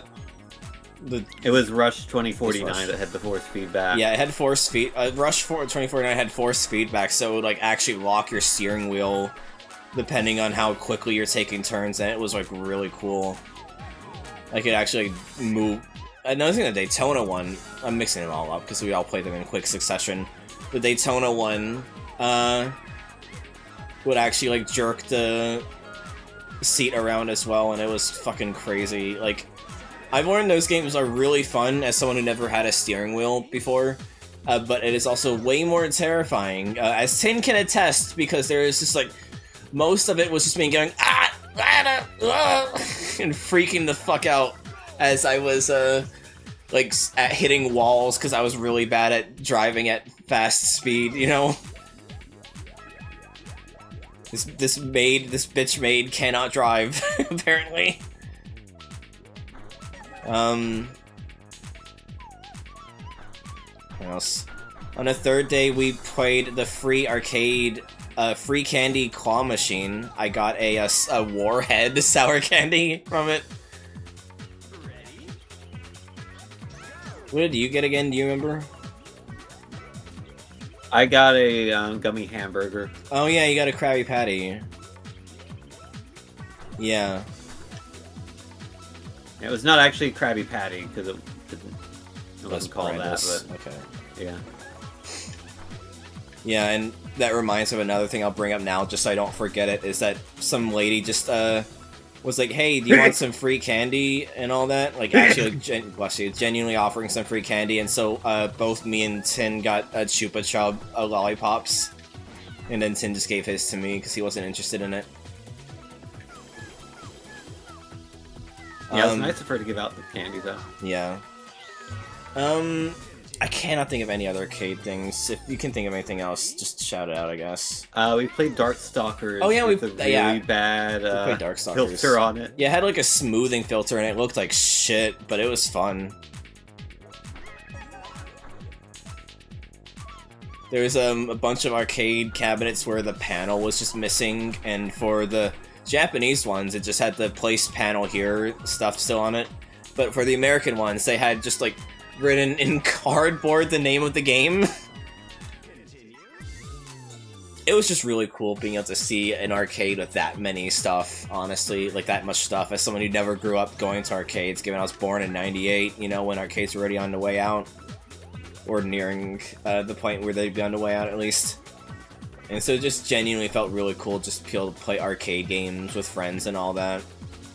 Yeah, and it's cool to just, like, you know, walk around, try out some new games you never played before. Yeah. Or some games that, you know quite well. Yeah, so they had the, because at the bottom floor, it was, like, a lot of stuff in the exhibition hall, so what the... So they had the,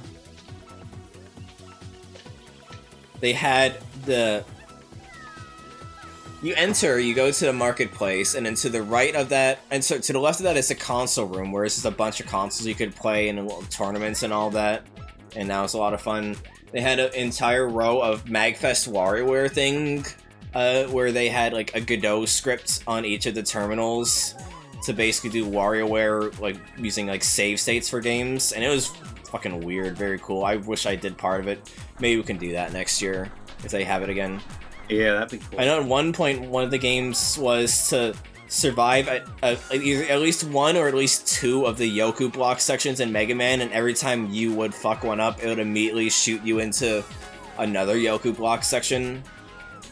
One of them was like Sonic in Ocarina of Time, of all things. They also had a Rock Band section where you could play. I kind of wanted to do that, but it had like a 20 to 30 minute queue depending on where you went, and so I missed out on it because I didn't want to wait. They had a Chow Garden, which is cool. It was just a copy of SA2 that you could play. They had fucking Parasite Eve and Galarians. I took photos of those because that was crazy that they had those. And then going back to the marketplace and then going the other way, there was a basically charity stuff and like other pop-ups for like high-profile cosplay stuff, like Star Wars cosplay and all that. You could get a tattoo for charity or get cookies for charity. I was tempted to get a tattoo for charity, but it's like, no, why would I do that? This was where the, so I wanted to go to see Milky Possum, because Milky Possum and Feminem were doing a pop-up in this area, because there's pods, which are like little taped-off spaces where you could just busk if you wanted to do some music performance. But I thought they were doing it at Chip Space, and so I went the wrong way on the last day, after thinking this day they were going to play when they weren't, and so I missed out on that, and I'm very sad, because I really wanted to see them. And then after the, I meant, like, more so doing something permanent, like a tattoo, rather than just buying a cookie or paying into the raffle, Cobb. And then after the charity section was the indie showcase stuff. There's a lot of really cool games I definitely want to wish list. And like I said, there's the Of the Devil booth where I got my stuff. I ended up telling them that I was like cosplaying an Umineko character because they're massive Umineko fans too, and so that was fun. Oh god, what's happening? My internet's chugging. Okay, at least that I can blame on lag.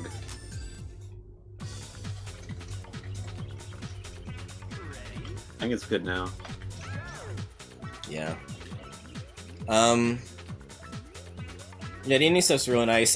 There's a big twist in Of the Devil, which is why you should just play the free demo blind if you think you're gonna be interested in it. It's a fun murder, mystery, Ace Attorney-like adventure game, visual novel. I called the twist immediately to Willow's surprise, and I was talking to the devs about how I called the twist and how Willow was surprised about that because she's a massive fan about the game. And I think they were like, oh yeah, a lot of people called the twist. It was actually like I think they said it was 25-75 split with people calling the twist and not calling the twist respectively. And so it was like really fascinating to talk about that. We played a game by the Trombone Champ people, which is a minigame collection of competitive typing minigames. That was a lot of fun. Yeah, Icarus Proud Bottoms Typing Party is what it's called. Is it like meant to like be released on like Steam, or is it just an arcade thing they take out to events? It's on Itch.io. You can play it there. Okay. I just wonder how you're supposed to use multiple keyboards. Is the thing, you know? I mean, I guess Windows supports it. I don't know. I've always just wondered about that because I want to play regular Typing of the Dead co-op, you know? So we played like the arcade Typing of the Dead co-op, but I want to play like on Dreamcast co-op, you know? Just don't know how to get that working.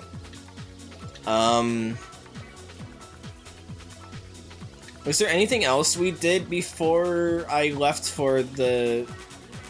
Oh, right, because we had to pick up a friend because of extenuating circumstances, which I should not just speak out loud because, you know, it's personal stuff had happened. We had to pick him up because they were late to MAGfest because of that, so we had stopped there. Yeah,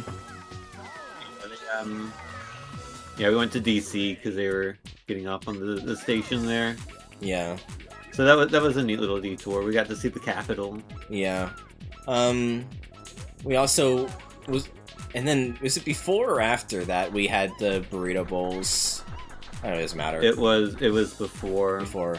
Yeah, we also got rice bowls actually. Oh my god. Which are very that nice. That stage is gonna be the death of me.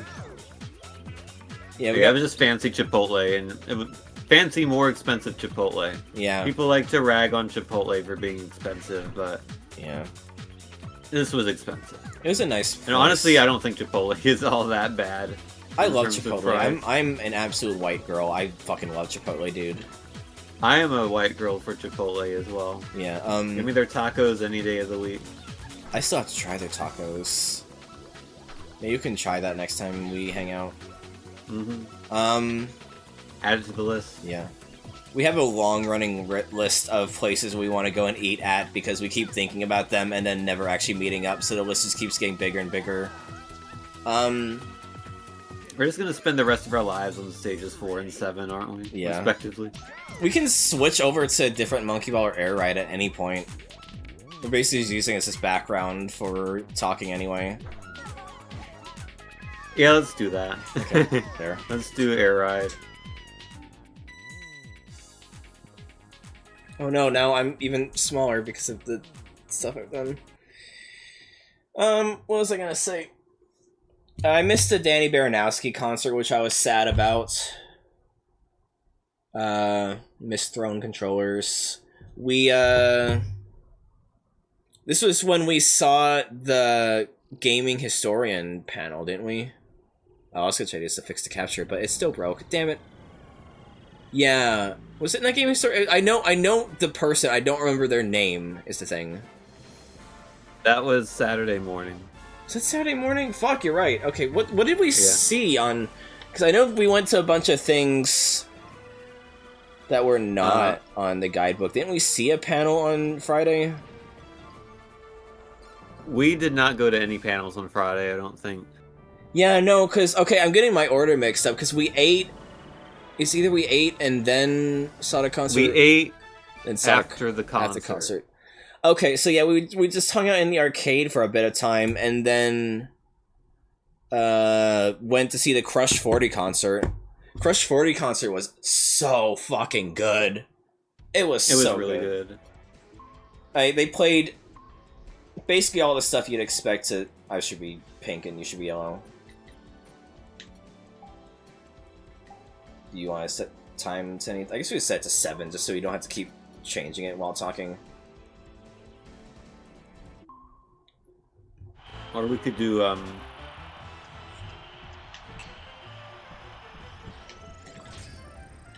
Sorry, we could do tournament rules, which was 4 minutes.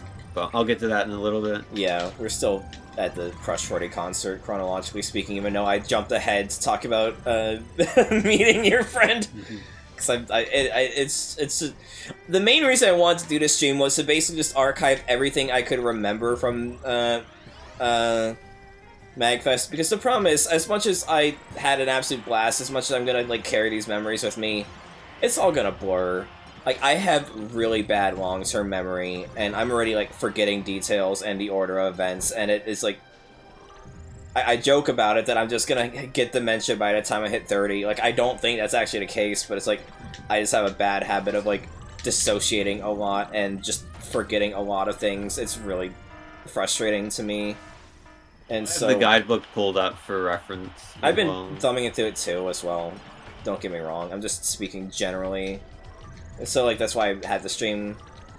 Yeah, they played all the classics you'd expect. Like, Live and Learn was the ending one. They started with Open Your Heart. They did Sonic Heroes, What I'm Made Of, Night of the Wind. I think the closing theme for, Black Knight as well, or at least one of the other main themes. His World, the Crush 40 version. They did, I I don't remember what it's called, but they did I Am All of Me. They did another Shadow song from the game that I don't recall. It's like, I want to say it's like called Never Back Down or something, but I don't think that's right. That's a Nick A30 song. Damn it. I don't remember. They had a guest come on. I didn't recognize them, but they had him come on and they performed the Persona 3 Reload theme of all fucking things. I don't know why, but it was great. It was fucking sick.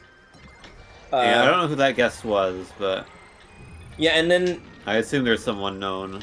And then I think as a favor for a friend... Yeah, Never Turn Back they played.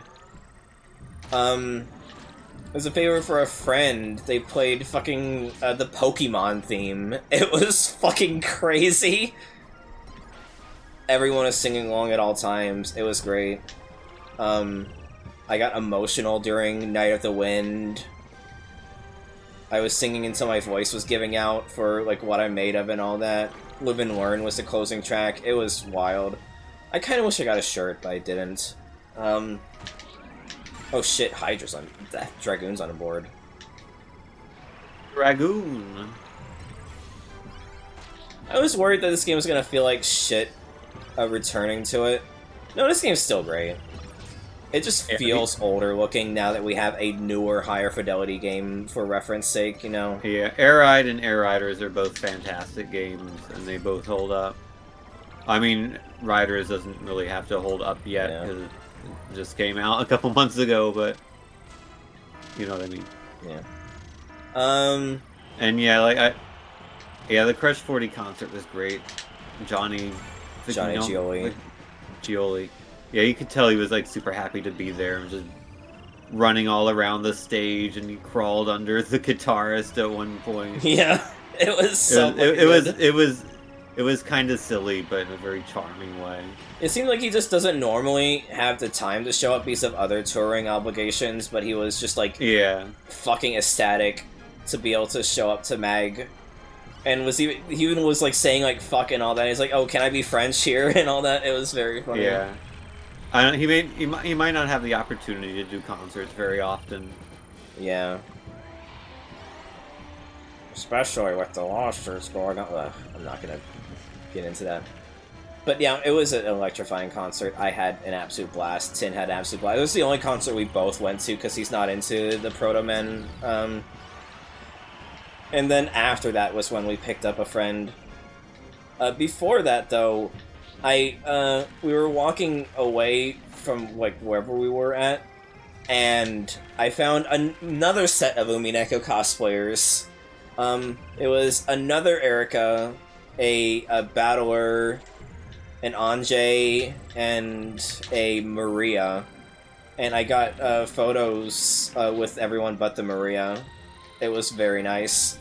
The Erica also had a Fumo, which is so funny that it was two fucking Ericas that had Fumos of their own goddamn character. It was great.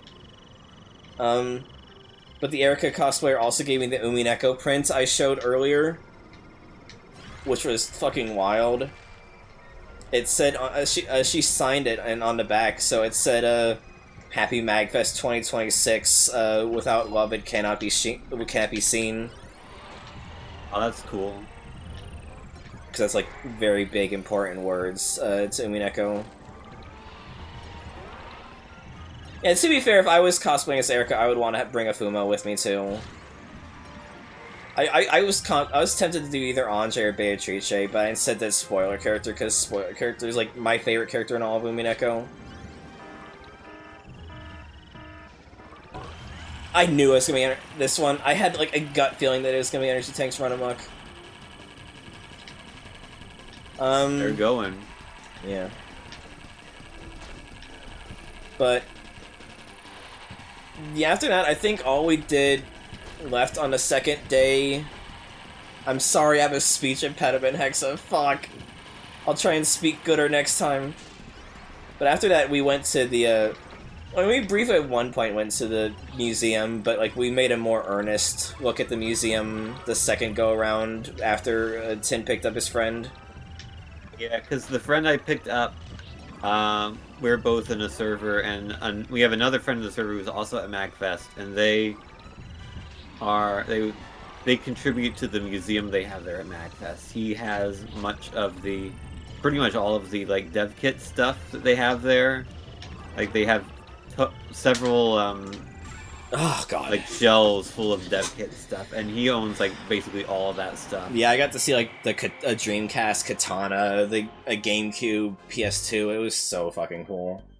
Yeah, so we all went to the museum, and he gave us like a tour of everything. It was pretty cool. Fucking Kirby, really.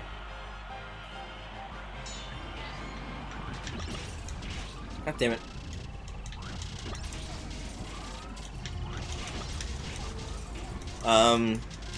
Yeah, they had an entire row dedicated to Toho. It was very funny. Yeah, there was a lot of Toho. There was a demo or a prototype of Superbike 2000 where the text hadn't been translated yet, so everything just said Italian string. There's also a very broken copy with the broken physics. I kind of want to see if I can legally obtain that and play it on stream at some point. Yeah, I wonder if that's been publicly released.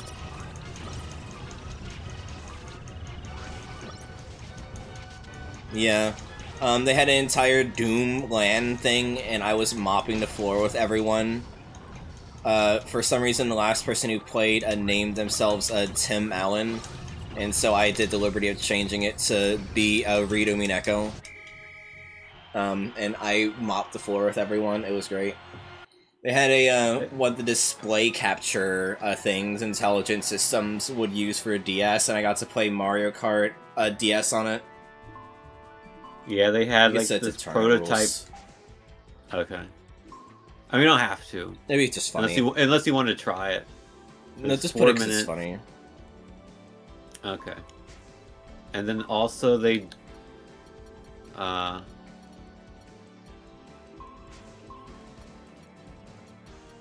did this for some reason.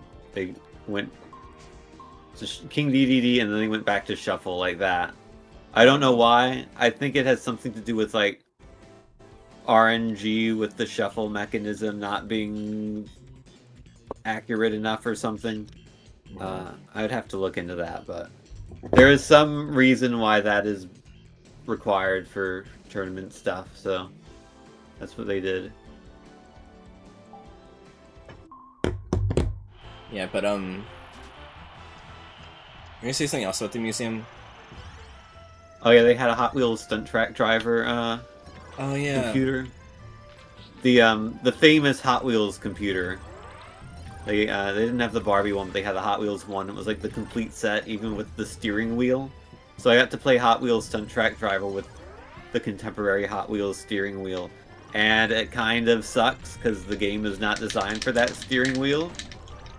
You would think the gas pedal accelerates. No, it's the button on the top left of the wheel that accelerates.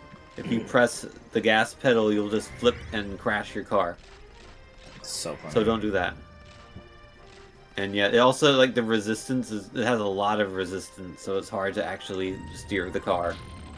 It didn't help that the wheel and table did not get along, so the wheel couldn't actually be mounted to the table. Just the mount and the table weren't compatible. Yeah. They also had a PSP dev kit you could demo, and it had the fucking Oblivion prototype on it. Oh yeah, yeah. What is They happening? also had they had a bunch of mobile phones from like Japan. Oh yeah, that they played had the Sonic Golf. Yeah. 3D Sonic Golf, like actual like stereoscopic 3D Sonic Golf. They had the on fucking some flip phone. They had the Kingdom Hearts flip phone game on there too. Oh yeah, I meant to show that to Kyo. Kyo, I took a I picture forgot. of it at least. I took a picture of it. I did as well. I just didn't actually send it to her. Yeah, it was really neat. What else? Yeah, they had a lot of really cool stuff at the museum. I was glad I had went. I think that's it for day 2. Yeah, that sounds about right. Unfortunately, I missed a bunch of stuff that was on day 2 at midnight, but because it was at midnight, it was registering as on day 3, and so I found out about it basically too late. So I missed the YouTube poop panel, I missed the Siva Gunner thing. I was sad about that. I missed a Salty Bet Live, where you would stand on one side of the room to represent the person you were betting on, and if you lost, you cool get eliminated. And they were prizes. It would have been cool to do, yeah. There's a bunch of like video game music panels I wanted to go to, but didn't, unfortunately. Yeah, there's a lot of stuff I wish I'd done. Oh my god, goodbye. Thank you. You're welcome.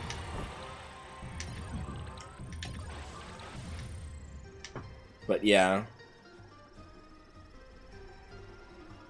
It was a fun time. I'm sad that I missed so much, but I'm still glad I saw as much as I did. It was just nice to have a day that was not constantly rushing from place to place, because it is a big building, and if you're not familiar with the layout, or you're just prone to getting lost, it is fucking rough. But it was still a lot of fun, don't get me wrong. Yeah, day 3... we saw the panel that you wanted to see, and I guess you could talk about it now because you're more familiar with the people on it. Yeah, so they had a What's New in Game History panel, which was basically several people who work in, like, games history and preservation. And they had a lawyer as well for, like trying to promote game preservation as well. So that was pretty cool. One of them was Phil Salvador / Obscuratory, who works at the Video Game History Foundation. Oh god, this could go either way. And his work is really cool, so I was glad to see him in his panel. He had a panel last year too that was really, really good. So definitely wanted to see the panel this year. I didn't think this year's was quite as interesting, mainly because it was like 3 people and not just the one. And was also, like, last year's was specifically kind of about, like, a new feature that the VGHF was releasing, and, well, that's already been released, so... it was kind of just a... the time it took me to finish it once. Yeah, kind of just like a round of, like, here's what's changed in the state of game preservation in the last year. I thought it was cool. Yeah, I liked it. I thought it was nice. It was alright. Mm-hmm. Oh, back to day 2, because I forgot. I was gonna see the Proto Man concert for Act 1. I did not realize they started at 10 and not 11, and so I missed, like, pretty much all of it. Because the whole point is, I think the first album was shorter, and so they just did, their, cover album as well on top of that, and so I got to hear them play Self-Control, Worlds Apart or whatever the fuck by Journey, In the Air Tonight, Mr. Roboto. In the Air Tonight, heard live, is life-changing, by the way. It was so good. But yeah, it was really fun hearing them do cover stuff, even if I missed the actual main part of it. And then, yeah, going back to day 3. There's one other thing we forgot about day 2. The right before we left, we ran into someone. Oh, right, yeah, Scatterbrain. Yeah, as I was walking away, I saw someone, I was like, oh my god, wait, hold on, is that him? And then was like, hey, come with me, I need you to take my picture from 810, because at that point my phone battery was dead. So yeah, I met fucking James Rolfe and got a photo with him. Like, oh my god, I was not expecting that luck of a pull. Like, holy fucking shit. Yeah, that was pretty cool. I felt a little bit... I felt a little bad because after I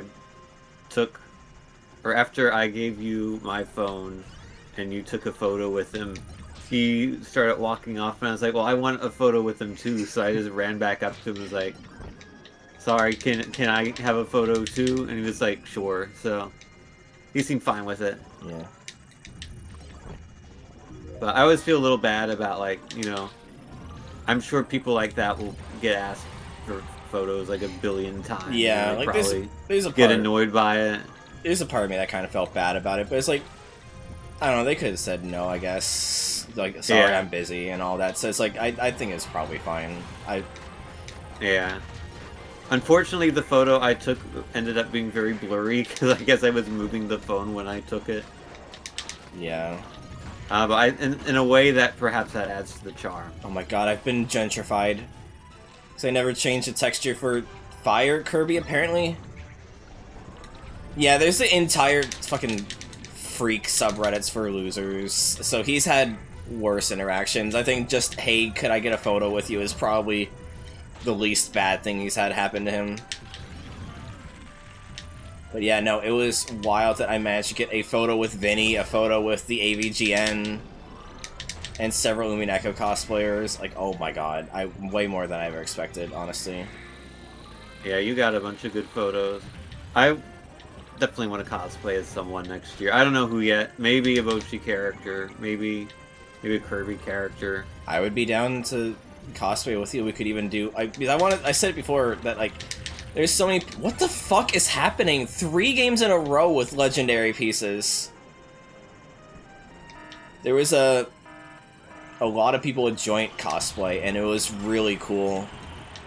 And so I was like, I would love to do a joint cosplay with someone. What the fuck happened here?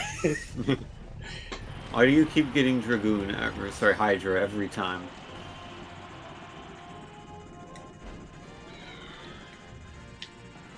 Fuck you, Dynablade. Oh, I missed. Never mind. See you later, Dynablade. Yeah, it was, it'd be really cool. So my filler thing was, it was a great time, because when I don't know what to say, I'm like, yeah, I had a great time. But, yeah, I think it'd be fun to do a joint cosplay, like, maybe 2 of us do Bochi characters, or, like, 2 of us do Kirby characters, or something. Yeah, I'd be down. Or maybe, like, that, something like Vespa, too. Oh, that'd be so cool if we get a trio, because there was, like, a bunch of, like, some trio ones. Like, I saw, like, a Trucy Apollo and Phoenix from Ace Attorney at one point. It was really cool. At day 3... what did we do at the start of day 3? We saw the history That was the one, game yeah, history yeah. panel, yeah. And then, what did we do between that and the concert? We just did more arcade stuff, did we? We got lunch. We went to BurgerFi. Oh yeah, we went to BurgerFi in the middle of the rain because it was fucking raining all day, and oh my god, like I guess I got my wig like washed for free. Wow, this is not made for this at all. Good lord. No, if you had the Dragoon, you'd be good, but... Yeah, 1337, by the way. Nice. Yeah, we went to BurgerFi. It was a really great place. I got a fucking... They had their own custom lime drink. So I got that, and it reminded me of Taveshi, because it looks like the same kind of lime green color that they use for their fur. I saw it and I was like, that looks toxic. Yeah. Which I guess is fitting, given the...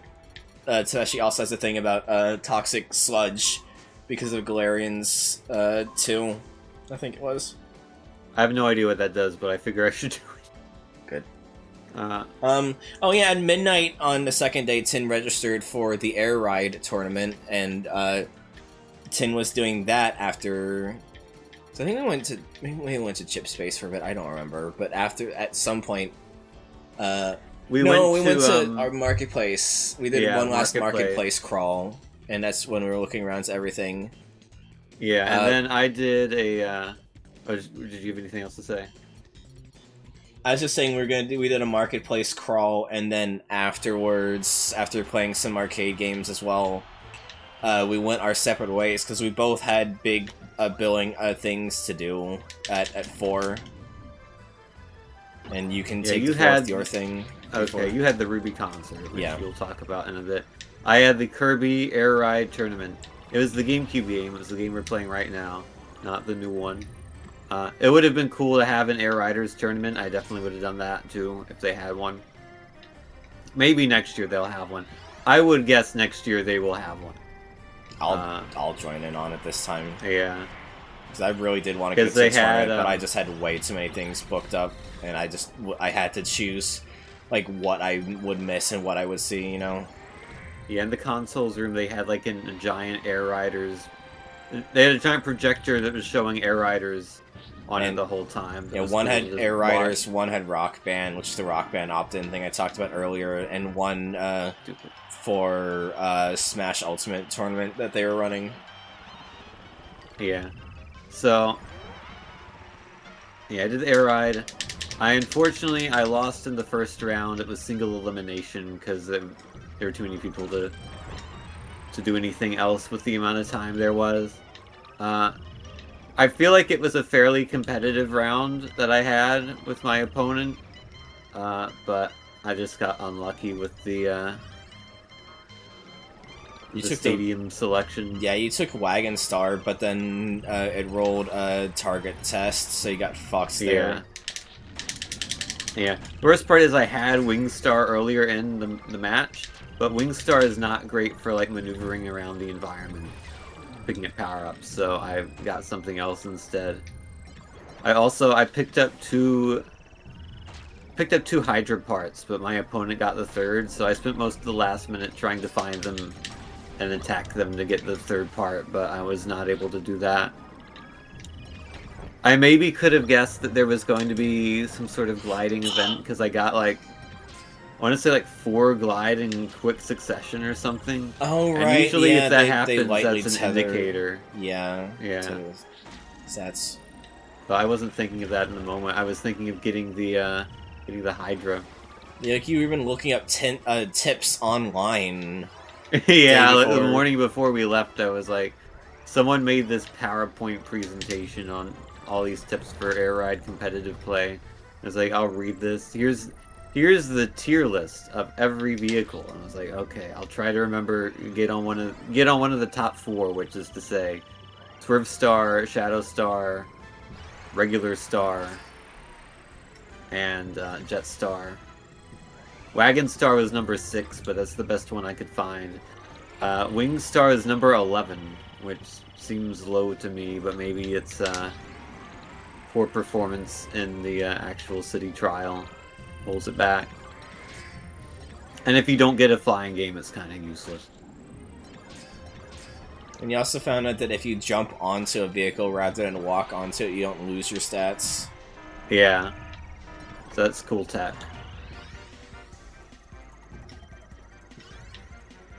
But yeah, just got a bit unlucky. My opponent got knocked out the next round, unfortunately. The final 4 was funny because everyone sucked at it that round. It ended up being a high jump, and I think the high score was like 200 feet. It was like 179 feet. And what did I do? I did like 1,300 just then.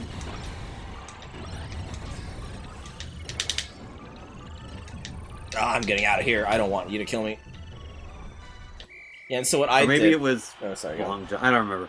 Anyhow, none of them had good vehicles for it. Yeah, because they did a 4-person free-for-all for the last thing because of how many people there were.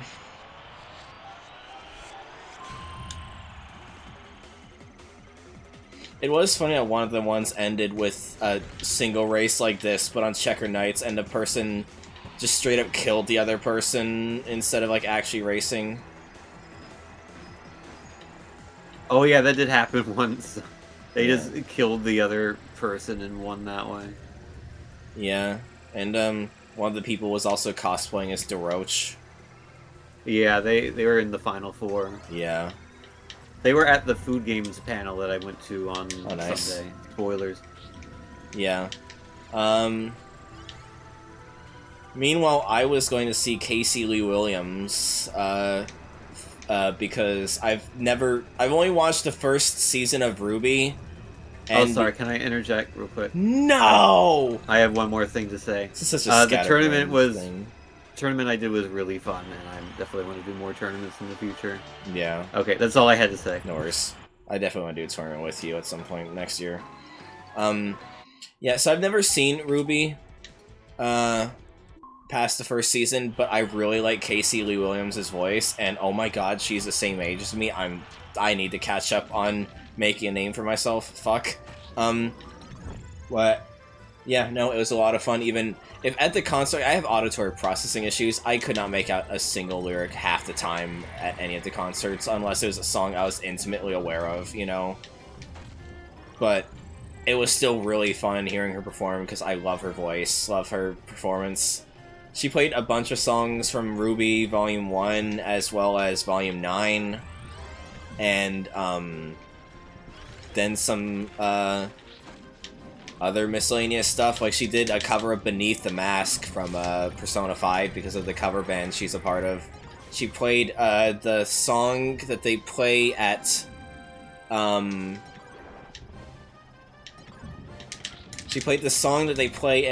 Shadow Generations for the prologue animation, which is really cool to see.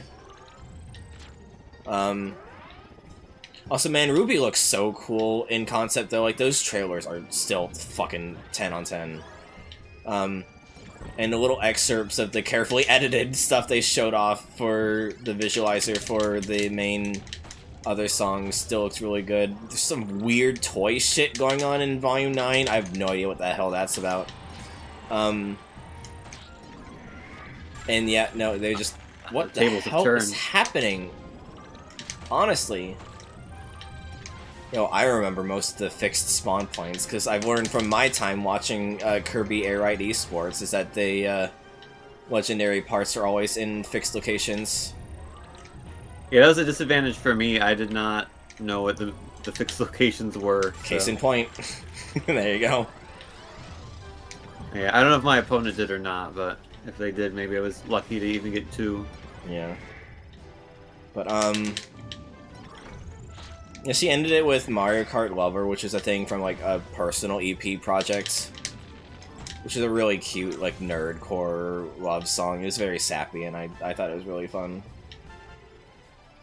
Oh my god. Speaking of Monty Ohm, though, Hexa, when they played... I don't remember which trailer it was, because they did a bunch of stuff for... like, a bunch of the character themes and all that. Like, the stuff you'd expect... The crowd went fucking ballistic when Caffeine came on, as you'd expect. It was a great time. But like 2 of the trailers... I already knew about that, Kath, is the thing. I probably just didn't process it. Yeah, she ended with Mario Kart Lover, Vespa. It was great. But, yeah. So, like, 2 of the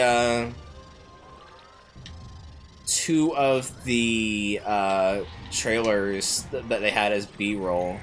Hello. We were just talking about our MAGfest experiences while playing random shit on GameCube. It still had the created by Monty Ohm thing, and so there's a lot of people that were chanting, like, whenever, like, a vocalist would be done, they would be chanting, like, people like, Rebecca, for, like, Rebecca Sugar's concert or whatever.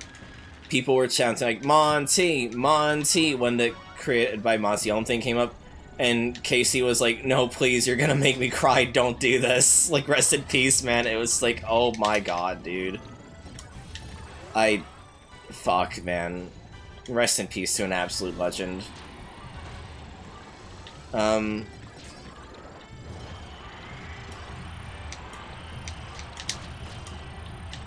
am I trying to go for the last part? You have one of them.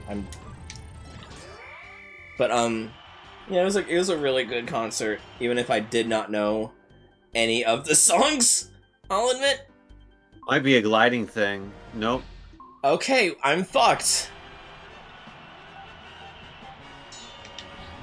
I have the power to destroy. I have the power to force a tie. Woo!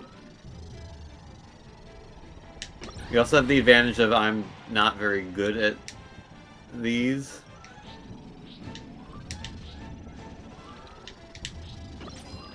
You got the sword. You got a beard!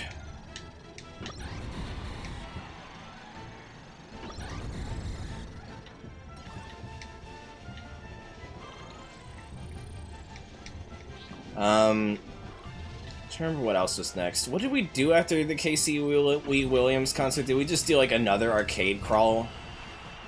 Oh my god. Oh, we might have. I will check the guidebook in 41 seconds. Yeah. I will as well. Well, you're winning. That's bad. Yeah. Oh my god. Okay, Maybe I should have done the air ride tournament. Fuck. But like, I really wanted to see Casey Lee Williams, man. Like, I fucking love her voice, and I love the kind of music she sings for. Like, that kind of Sonic Adventure-esque butt rock is just so good. I mean, you can do it next year. I mean, the thing about air ride is that it's very random. Yeah. Oh my god. But I also, at this point at the panel, I was fucking at the festival. I was fucking exhausted. Like, Tin saw me like almost like nodding off, like resting my eyes at the arcade.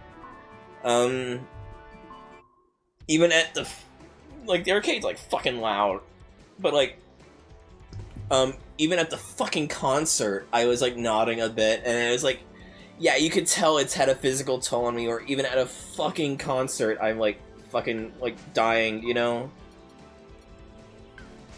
Oh right, and then we saw Arcade Pit. Was there anything before Arcade Pit? Do you remember?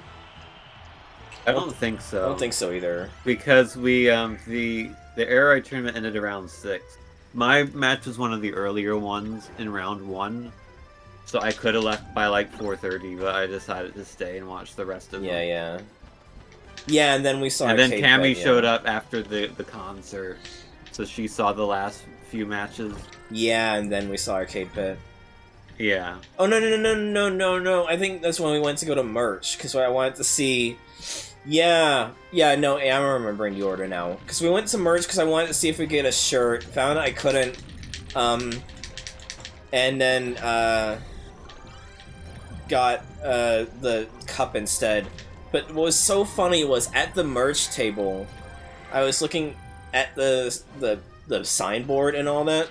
The guy working the table is staring at me, trying to like figure something out. And I'm like, what's happening here? And I was looking at him, and then he was like, "Are you a name redacted?" And I was like, "Yeah." And it's like, "Oh my god, that's awesome! Can I get a photo?" Because he's also a massive Umineko fan. And I was not expecting him to be able to anyone to actually like recognize my fucking cosplay. It was so crazy. I was just so happy that someone actually recognized who I was cosplaying. Oh yeah, yeah, because when you say you went to... Okay, I see what you were saying. We went to the MAGfest specific merch store, Yeah. not like the marketplace. Yeah. That's where I got the dumb Sonic car. Yeah. Which is gonna come up in a bit as well. So then we did that. I got my photo taken by the guy, and it was like really cool because he's also a really big Umineko fan. Turns out there was a Shannon and Canon at somewhere on the premises as well that I missed, unfortunately. That would have been really cool to take a photo of, honestly. Oh my god! I gotta vacate this premises immediately. Unless...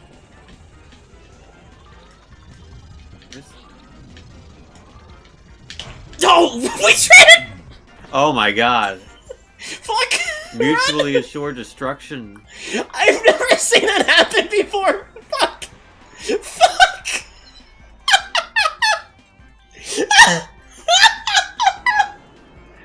No, my wagon. Just get me Oh, I on gotta this. be slick. I'm also slick. What's happening? We're slick bros, slick pals, I should say. I do not want to play as the Slick Star. Fuck that. I'm no coward. Yeah, and so all that happened. Then we went to Chip Space because I did not yet realize that Milky Possum and Feminem were playing somewhere else. As I was doing that happened after Arcade Pit. Oh yeah, we saw Arcade Pit and then afterwards. So I'll just say it now, and then we can go back to Arcade Pit. So after Arcade Pit, all that happened, I mixed up the locations, unfortunately. I ran into an Anjay cosplayer and got a photo with them, meaning that I was successfully able to get a photo shoot with a Umineko cosplayer fucking 3 nights in a row with 3 different groups of cosplayers, and that was fucking iconic. I was so happy for that. And then we went to Arcade Pit, accidentally skipped the line for a bit because of other people being there, and I'll let you continue from there, Tin. Yeah, so we were just walking up to it. We didn't realize there was a line, so I just walked up, and Sebmal was like in the right next to the door, and he waved at me because he saw me earlier, and I, went up to him and said hi. And we were chatting, and I showed him the dumb Sonic car that I had gotten because I think he had seen it, or some other streamer people had seen it and had made some dumb tweets about it, about how dumb it was. So I was like, okay, I will show you that I bought this dumb Sonic car. And then Sema was like, oh, I gotta show this to someone that you got it. And then you show like, hey, someone. Ty, and, come here. Yeah, that someone happens to be Ty Tuesday. I didn't realize it at the time. Yeah, because he was dressed as the batter from Off. Yeah, he was dressed as the batter from Off, and he had like a whole face. His whole face was what the fuck was that? This... You alright? I just heard like a loud fucking popping noise. The hell was that about? Huh. I heard it through the mic. Whatever it was. I have honestly no idea what that was. That's weird. That's fucking weird. Sorry. Continue with your story. Yeah. So Ty Tuesday had this like whole face mask on. It was just plain white. You couldn't see any of his face. So like, just looking at him, you'd have no idea who he was. But like, I heard him say, "Oh, that's cool" or something like that, and I was like, "Oh," and I was like, "Oh, are you Ty?" And he's like, "Yeah." And I was like, "Oh, I'm Tin. I made Salamander account." He's like, "Oh, that's so cool. Nice to meet you," whatnot. So I was pretty lucky to meet Ty in that moment because I would not have recognized him. And also, like, 10 seconds after that, we were like, oh, you gotta... We realized there was a line, and... Or no, what happened was the doors opened, but only for the panelists. So, like, Sebmal and Ty and the others went in. And then we were like, oh, can we go in? And we were like, oh, no, it's only for panelists. So we're like, oh, okay. That's how we found out there was actually a line. Yeah. And then it overflowed into a different room entirely. Yeah. So I ended up being quite lucky that I got to say hi to Ty in that moment. Whereas like on Thursday, I feel like I was rather unlucky to not get to say hi. So funny how that worked out. Oh no, I know what happened. I think I don't know actually. It just seemed like something fell over. It might have been a photo frame that I haven't hung up yet. Yeah, that could do it. Terrifying. That genuinely sounded like something exploded in my room. I was just like, what the fuck happened there? But yeah, we ended up going to the... I was just gonna say quickly, when we went to a chip space, because I was mistaken, I also met a friend as well, and that's where I got the pin from them. It was really nice. Yeah, the chip space was really cool. I was very impressed by the music there. A lot of that needs to go into our Rocket League playlist. Yeah. What image should Ty post, Kev? Is it the one where he's like destroy, looking at the dumb Sonic car? Yeah, it might have been before. Yeah, he posted that before I showed him the dumb Sonic car. It was like, oh, I bought the dumb Sonic car because I saw that image and I saw that post and I was like, oh, that'd be funny. Yeah. And we saw Arcade Pit. It was really good. Yeah, Arcade Pit was really cool. You got when you went into the room, you got these cards and you were like, everyone had their own contestant number, so like anyone could get called up to do it. Mine was my old racing number from a league I used to do in Gran Turismo called GTSRL, which was pretty cool. They were just given out at random. Yeah. One of the numbers that got... I did not get called. Cammy did not get called. I was so But sad one of the about that. numbers that was pulled was 67, which was very funny. Yeah, everyone freaked out and started doing the hand gesture. Yeah. But did I mention what my number was? It was 110. Yeah, I was 109. Yeah, because we walked in together. It was Author Blues was handing out the tickets. Yeah. If you were wondering who handed out the tickets, it was Author Blues. Yeah, and then after that, we was the chip space stuff because we went out of order in explaining everything.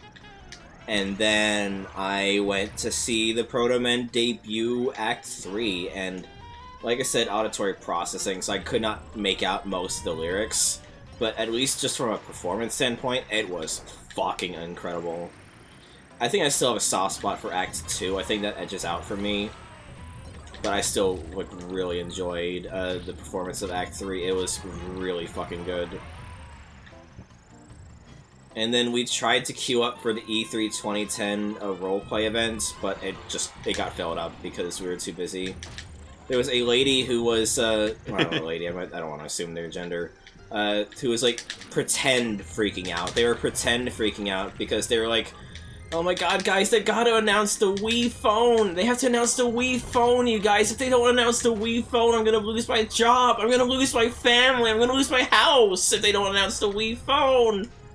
And They were so great. And they had like a fucking, on their actual ass phone, they just had like a Google image results of the Wii phone meme. And it was so fucking funny. I felt so bad for them because they also could not make it to the thing because of it being filled up. While we were waiting in the queue, the guy immediately ahead of us pulled up the Twitch stream of the fucking panel and just held it in front so we could watch while queued. That was kind of hilarious, actually. It was so fucking funny. And then, after that, we just said goodbyes to Tin's friend and made our way home, played Kirby Air Riders one last time. And then we went to Jollibee's because I'm Filipino and I wanted to go to a Filipino. This is on Sunday. Yes, on Sunday. Today. Final day today, yeah. We went to Jollibee's today because I'm Filipino and I wanted to, you know, try out the Filipino chicken restaurant. I thought that'd be cool. It was okay. It does not feel like we went to Jollibee today. Yeah, I was gonna say, this it recap... feels like so much has happened since then. Yeah, this recap is like literally talking about what happened earlier today, like 12 hours ago now that it's like 11, you know, like this stuff happened 12 hours ago, but it doesn't feel right to say that, you know? But yeah, we went to Jollibee's. It was okay. I was kind of underwhelmed by it, but it's cool. I thought it was fine. I thought it was fine. I don't think I chose the right meal, is the thing. I should have chosen something different, I think, is what had happened. But it was alright. I'm glad I went to that, though. And so, yeah, we refilled on gas, went to Jollibee, said our goodbyes. Oh, we went at the fucking hotel. Oh. No, I should play it safe. What the fuck am I doing trying to go for that slat? We said our goodbyes, and... Oh, sorry, no, hotel. We went to the hotel.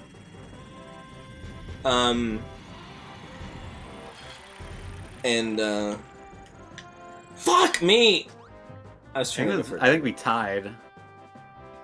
No, you won by 10. Yeah. Oh. It's fine. Oh. Because I got 30 and 10. Yeah. So we went to the hotel.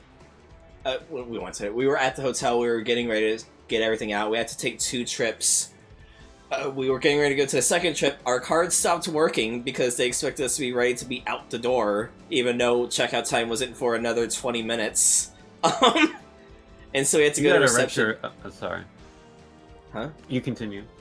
So we had to go to reception to get our thing redone, just so we can go in and get the rest of our fucking stuff. You got a retro achievement there, right? Yeah. Mine are... Excuse me. Mine are not primed for whatever reason, like... I might need to sign back into Dolphin or something. Maybe. Unfortunately, that means I'm probably gonna have to load a backup save at this point. Or you could so let me make a fresh note save and to then that. just grind on boxes. I would rather not. Yeah, fair. Well, I don't know. Yeah, and so I was basically just drive home. I missed twice. I had to go onto a specific lane. Once I fucked it up and didn't do it. I had to take a detour. Other time, I fucked it up a second time and didn't go to it, so I had to take another detour. So I had like 10-20 minutes to my drive home. Then me and Tin, because we were in a Discord call while driving home this time, instead of me just listening to music, because I needed to just chat with people to stay sane after how boring listening to music got on the way there the first time. Basically made it a pseudo race at the prodding of one of our friends, Kenzie, who's in chat sometimes. And so we were like still just driving normally as normal, but it was still like a pseudo competition to see who would get there first. And I won because I started earlier than Tin, even though he had less place to drive because he wanted to see another panel, which you can talk about in a second. But yeah, we both, of our own accords, went to Dairy Queen and got the Snowdrift Oreo Blizzard, and it was fucking good. Fucking Oreo, cake batter, and marshmallow. It's one of the monthly flavors, so it's only going to be here for January, sadly, but it was really good. And so, yeah, I guess we can close our MAGfest discussion off, unless there's anything else you can think of to talk about with the final panel you went to. Yeah, so I ended up going... I did day 4 as well. I did exactly 2 things. I went to the arcade, I played the monkey ball machine. That's when I got the top score on the less competitive machine. That score would have been at best 5th on the other machine that I was playing on most of the time, but hey, I'll take it. And then I went to a panel on video games by food companies. So like the McDonald's games, the Burger King games. Companies. I thought it was about fake foods in video games. I misunderstood. No, yeah. So it's like, more sense. yeah, McDonald's games, Burger King games, M&M's games, weird things like Japanese exclusive food company games, stuff like that. It was pretty cool. I enjoyed it. Yeah, we had some very delirious conversations. I started doing a Duke Nukem voice while driving home. It got weird. Yeah. And then after that, like I walked around for a few minutes, but then I went home. And that was MAGfest. Yeah, that's basically all I can think of. It was a wild fucking time. I wish I could have done more, honestly, and I'm sad about a lot of the stuff I missed, but I'm still very happy for everything I've done, and I'm very glad we were able to go together. Count me in for next year. Same, yeah. It was, honestly, after how bad 2025 was, it genuinely was a great way to start this year, and it's got me hopeful that this year will hopefully be better.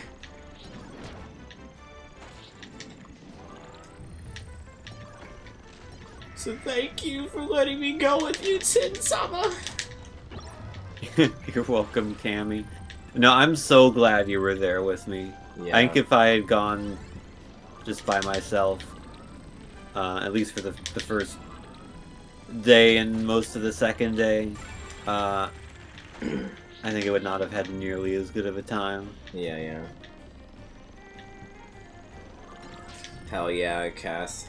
I think it is out because they were releasing the tracks on a weekly basis, and then we're basically debuting the album on that concert day, and so I think the album is out. So yeah, you can do so little in 4 minutes. Here's a 7.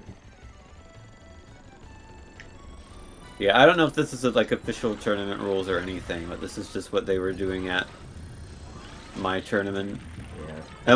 It might have been like condensed for time because they only had the supposed runtime is listed on the guidebook was 1 hour, but it was like it ended up being 2 hours.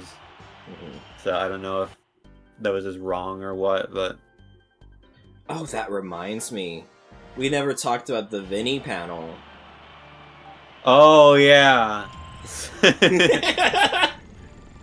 So yeah, when we were looking through the guidebook before MAGfest started to figure out what we wanted to do, there was a listing Saturday at 10 a.m. Vinny is going to be in the consoles room playing a bunch of NES games, and you can watch.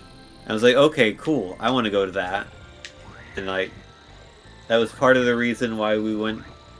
Well, we didn't set an alarm on Friday was so we would be well rested because we knew we'd have to get up fairly early on Saturday for that. However, I checked the guidebook on Friday, and it turns out that Vinny never knew about that panel. They just sort of made that panel and never told Vinny it was happening. I don't know if he ever told them he wanted to do it. But anyhow, apparently he found out when he was streaming on Thursday night because a chat member mentioned it to him. And he was like, what? I didn't sign off on this. And he like BRB'd and then got it taken care of. Something like that. I wonder if the pre-stream for that got uploaded. That might be funny to watch. Yeah. But yeah, that seems like a pretty big error to make, however that happened. But he was still there and he did do the signings. But neither of us signed up for the signing. So I didn't have anything for him to sign. I didn't want to buy something just to get it signed. Yeah, and I had done that last year, so I felt like I didn't need to do that again. I didn't want to, I didn't want to do a second signing when someone else might really want to see him for the first time. And also, I got a fucking photograph with him. Yeah. We've both experienced Vinny at this point. Yeah. But yeah, God, what a fucking time.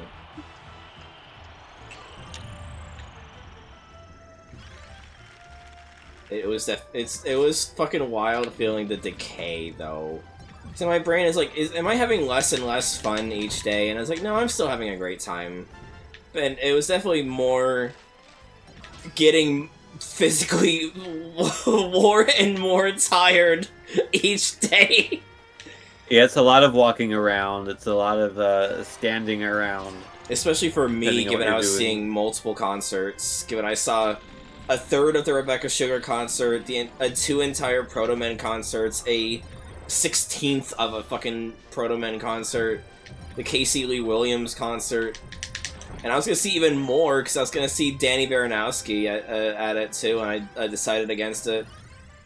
Because yeah, fucking hell, that concert hall was rough, honestly, in my opinion.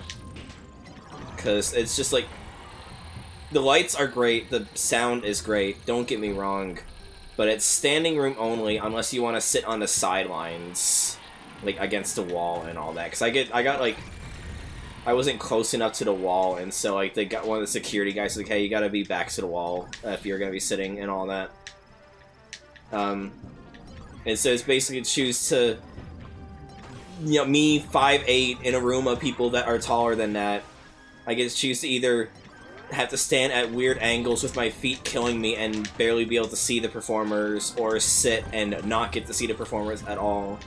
And so, like, the music was fantastic, but the actual physical part of being at the concert was kind of rough. Oh, I almost forgot to say about it. At the Proto Men concert for Act 3, they were 15 minutes late, and you want to know what happened? I say rhetorically to you, because I already told you. The lead vocalist broke a string on the first fucking song! And so they had to, like, just, like, scramble to like, while he was doing other songs, so he also did keyboard and stuff. They had to scramble to repair his guitar.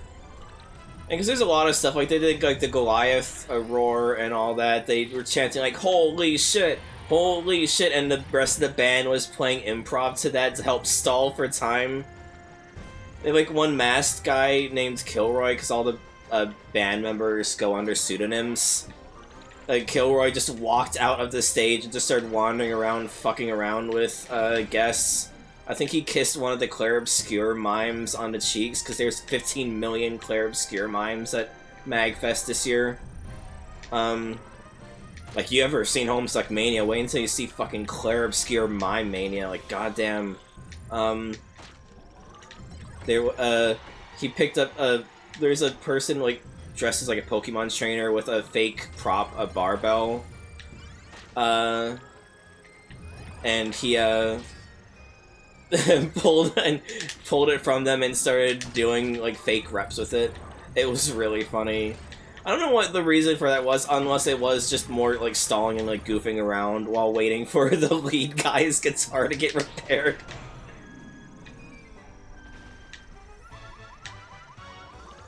There's an Among Us. There's, like, 2 or 3, like, Among Us bodysuit people minimum, like, in the inflatable bodysuits. One of them was in the fucking Claire Obscure outfit, dressed as an Among Us. It was really good.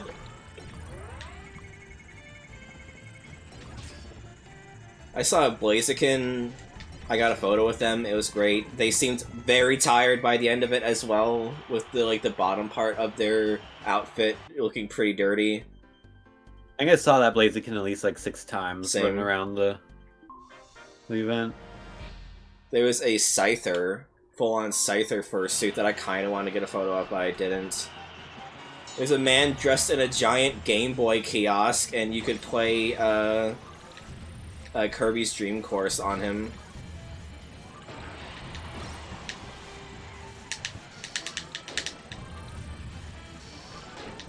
There was a, oops. Oh, that nukes your health. Fuck me. There was a... I didn't see them myself, but there was a person playing... who just had fucking Wii Sports hooked up to his body. So you could play Wii Sports on him.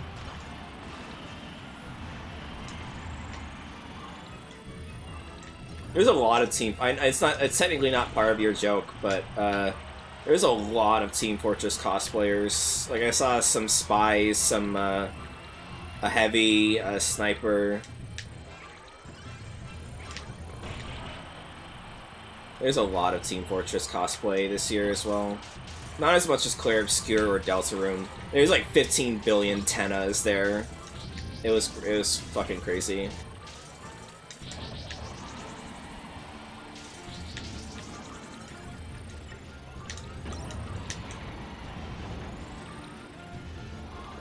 Yeah. But, like, lugging around the fucking equipment must have been, like, crazy to do, though. Because, like, some people, like, giant fucking hammers and fake miniguns. And it's like, oh my god, how are you carrying this with you the entire time? A lot of fursuits. I was really happy seeing all the furries. I loved seeing all the fursuits. You want to change games again, or...? Yeah, we can. What else do you want to play? What games do we have that we can play?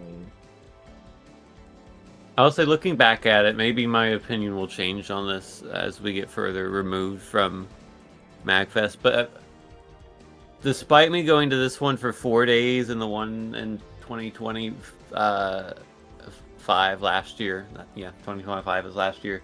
I only went to that one for 2 years. This one felt shorter. Fair. It felt very short. It was one of maybe those ones... because you know, last year it was entirely novel, so like I was taking in everything for the first time. Yeah. Whereas like this year, you know, like I was already like vaguely familiar with like the convention center layout. That's and, Mario Kart. you know, where places were and stuff like that. Yeah.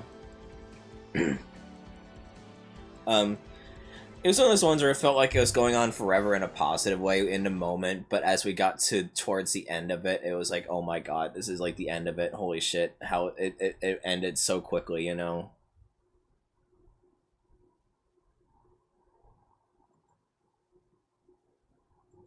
Yeah, I'm sad that it's over, but happy that it happened.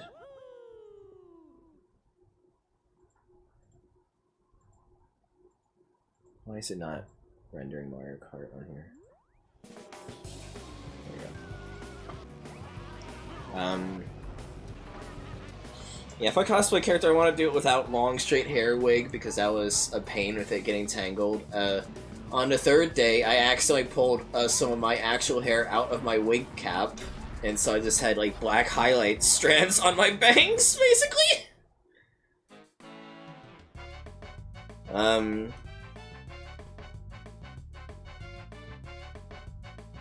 Let's see. I think you're controlling it. I'm not. Okay. Oh. Oh, that's right. This game doesn't use the D-pad. Go back. We're also doing 2 players. Sorry, my brain broke. Yeah.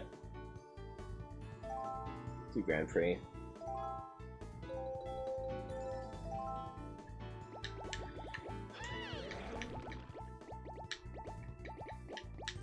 And also, like, fuck me, having a maid dress was really nice, but having to set the ribbon for it was very cumbersome.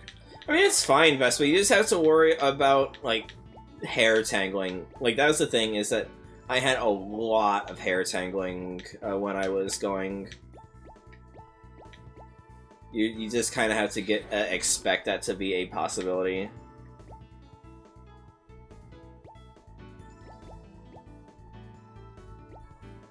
We could just... Any cup.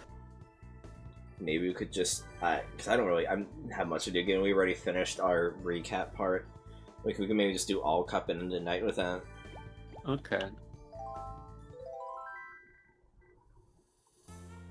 If anyone has any questions about MAGfest, anything you want to elucidate about more, then obviously let us know. I know it's not, basically we just did our own shitty fucking MAGfest panel right now where we just kept getting the order of things wrong over and over again. But I also played a bit of Mario Kart World at the hotel as well. It was nice. Oh yeah.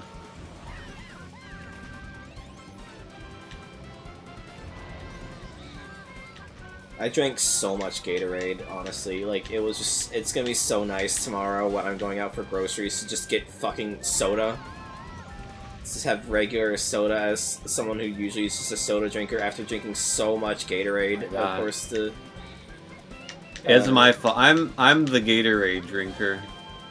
Well, I also got some Gatorade, like, drink mix to just have on hand as well, so it's also my fault, too.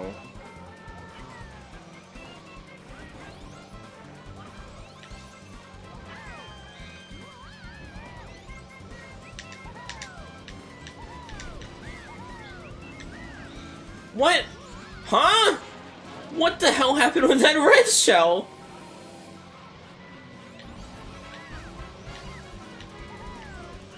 God damn it. Oh my god, I got so lucky with it. What is this game right now? I got so lucky with that.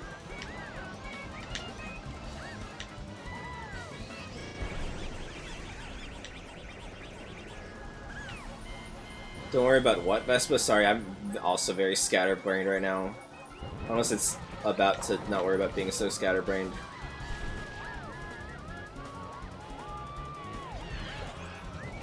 Wow, my luck really ran out. Oh, the red shell, right? I was doing so well. 4th and 6th, nice. I was at first for so long, and it just You were doing well.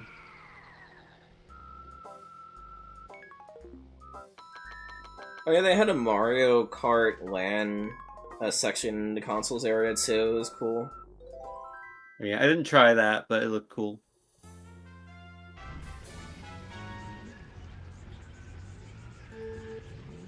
Yeah, Tin enjoyed it, but like having to put on like the ribbon tied on my back for the apron was cumbersome. Trying to do that 3 days in a row.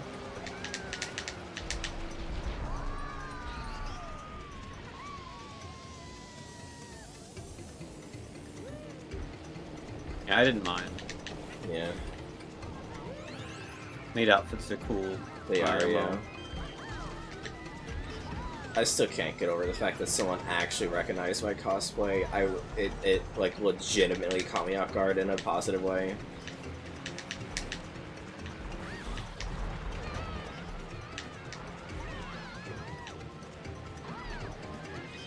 Oh, when we were at waiting for the, I think the Siva Gunner meet and greet. Yeah. Was it? I was in line for something at Rock Island that I wasn't necessarily supposed to be. It was when you got the CD, wasn't it? No, I think it was a Siva Gunner greet and greet. I think it was like right when I got there or something. The person right in front of me, Oh, right. or right behind me, asked me if this was the line for something. I was like, I'm honestly don't know, but it was the guy who did the archiving panels that I went to. So I was like, oh, are you that guy? And he was like, yeah. I was like, oh, I went to both of those. They were great. No, I think it was That the was meet cool. and greet line that he was asking about, because I think that was day 2, yeah.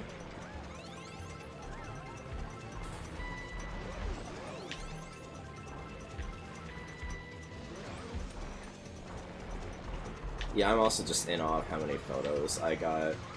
Oh my god. Like, I didn't expect to get any photos, honestly. So the fact I got ones from fucking Slow Beef, Vinny, Vine Sauce, and James Rolfe just blew my fucking mind. As well as so many Umineko cosplayers.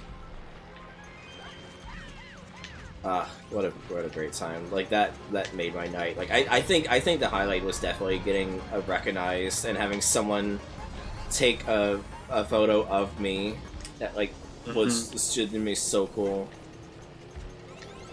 Someone also wanted your autograph. Yeah. I mean, I know it's extenuating circumstances, but it is still fucking wild to say that I went to MAGfest and gave my autograph and also got my picture taken by someone else. It definitely felt really good. I will say I should probably cosplay a character that's a bit more recognizable, though, next time. Because I was definitely playing self-indulgent with playing my favorite character, even though I knew that no one recognized them. We're not doing so hot. No. We're rusty at Mario Kart. Yeah. It's just because I've fallen out of love with Mario Kart. Like, I used to really love these games, but I'm kind of indifferent to them nowadays. I feel the same way, honestly. I would much rather play Sonic Kart. Yeah, Sonic Kart. I know you're not as into it, but I'd rather play Sonic Cross Worlds. I will say, at least in Double Dash's defense, it's probably my favorite Mario Kart game at this point. It's a good one, yeah. And it's not even one I grew up with. Like, I played it a little bit as a kid. That's crazy. I played a little bit. Like, my friend had it, so my friend, like, visited a couple times.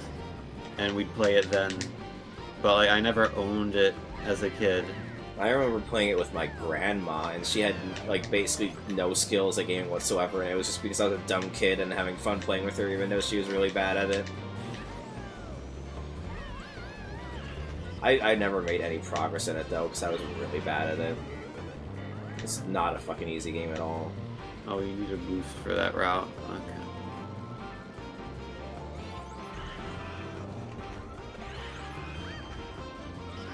Yeah, you're so right about that, Hexa, that the Double Dash continues the proud GameCube Mario tradition by being a bit of a ball twister.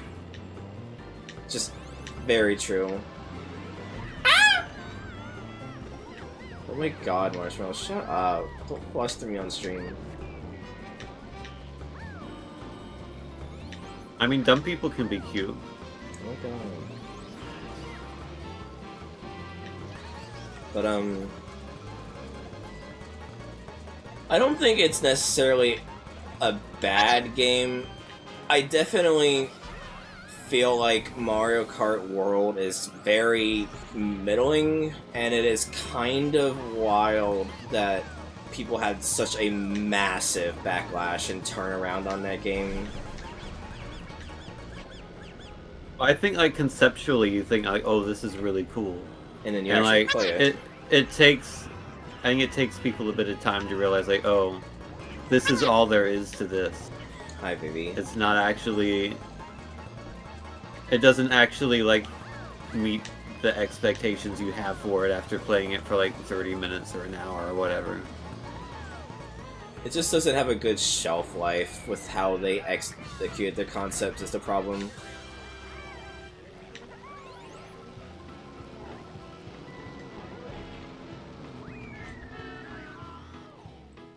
Like, I kind of. Oh, yeah, and also the online stuff where they only let you pick sprint tracks or something like that. I don't remember because I was already bored of it by then, but it was that yeah, they did something with the online that people hated. It was that you could use random to choose any map, any course, not just like rally courses.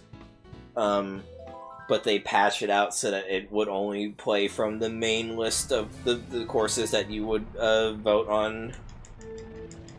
I think the fact that the rally courses are not procedurally generated from like each of the main tracks, like the layout, is kind of baffling. I feel like it's a very easy thing to do because you've got you literally already have the stuff done. Like they made tracks for each track to each neighboring track, like little sprint track.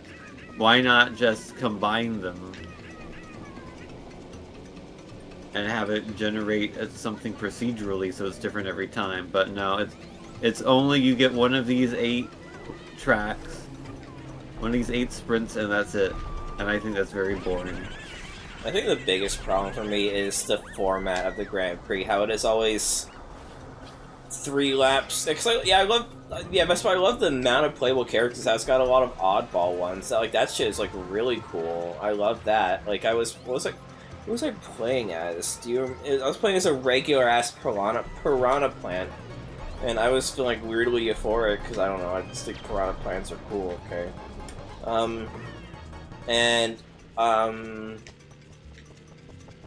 I had fun with that, but the problem was, it's like, the fact that it is 3 laps of one course, sprint for 2 laps, 1 lap of the next course, sprint for 2 laps, 1 lap of the next course, sprint for 2 laps, 1 lap of next course, is that the sprints aren't that fucking interesting, and so you just go through all that. And by the time you do the course, the actual course itself, you only get 1 lap of it, so you're not familiar with it, and then it's just over. And so it just leaves like no impression of it. It's like barely memorable, and it just means you just don't really like commit any of the courses to memory because you barely get to play them. Like, I think Sonic Cross Worlds should let you be able to disable the cross worlds. It's kind of crazy that I don't have that as a feature, given the time trial the time trial forces you to not do the cross worlds as part of the thing. But at least the Crossroads Grand Prix, it's always in the format of 1 lap normal, 1 lap Crossroads, 1 lap normal for all 3 tracks, and then the last one is just 1 lap of all 3 tracks. And so in essence, you're playing all 3 tracks a standard 3 laps. So, you know, you get much more of an impression of the course just by the fact that you still play them the regular 3 laps, even if the last lap is separated from each other.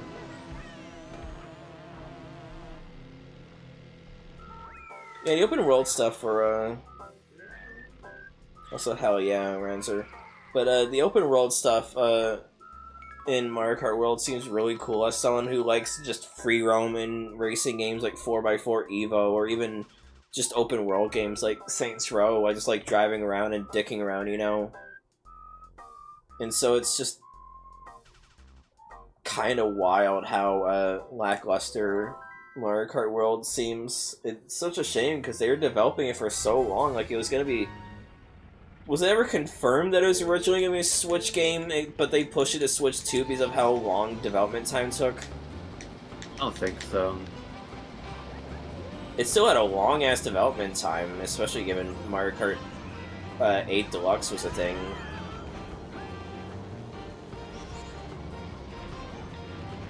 Well, they had the booster pass as well, so like, that's what I was. They developed Mario Kart 8 for a decade, essentially. Yeah, it's just kind of wild how it took them a decade to make the game, and unfortunately people are kind of viewing it as undercooked in execution standpoint.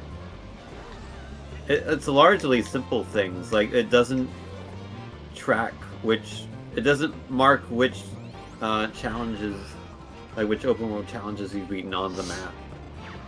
It's just like you've done it and then it's done, and like you don't know where it is that you've done it, or where the ones that you haven't done are, which is, I guess, the more relevant thing.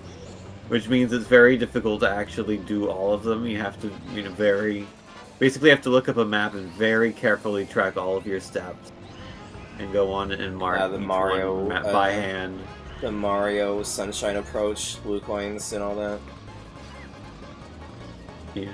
I guess there's something to be said about having fun by marking them by hand. I think that can be enjoyable, but also it seems kind of silly that the game doesn't just do it itself. Yeah. Especially getting fucking Breath of the Wild does it. How did I get to second? I was fucking crowning it earlier.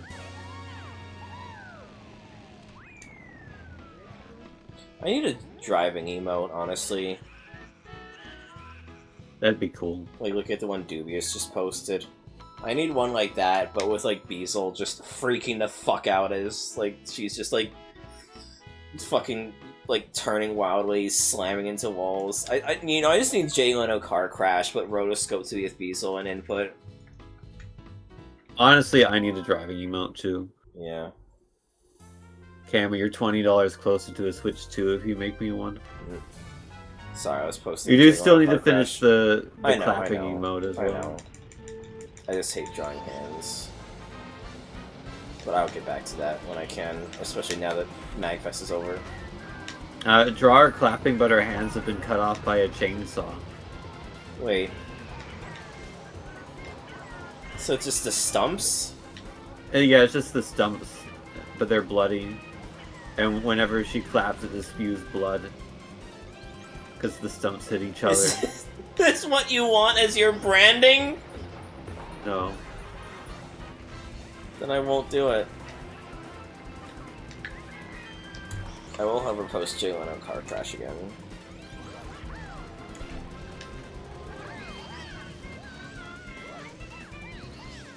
Jay Leno Car Crash is probably the best, better Twitch TV emote ever made.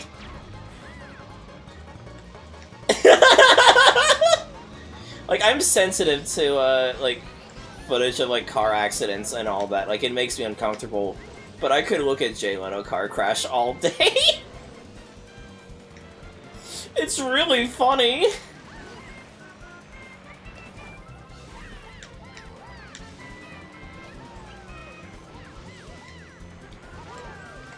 If you could either go to MAGfest for a day or watch Jay Leno Car Crash for a day, which would you do? MAGfest. But Jay Leno Car Crash would be a close second.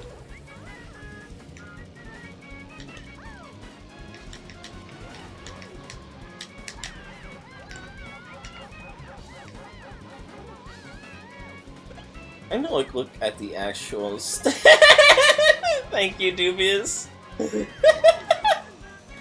And look at the actual standings and see how the fuck we're doing. I imagine the answer's not great. Oh my god, that Goomba died.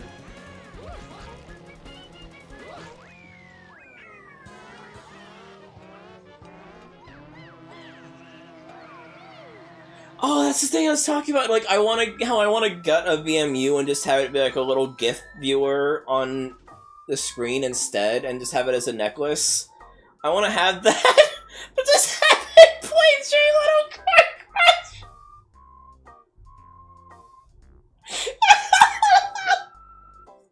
You can advance it. You can advance it. You can advance it, dude. Don't leave me here with my thoughts. You wanted to see it. I was just making sure you saw it. No, I know, and that's what I was saying. I saw it and all that. You are 7th. Just have a fucking VMU necklace that just plays Jay Leno Car Crash on loop. Jay's car's rapidly approaching me.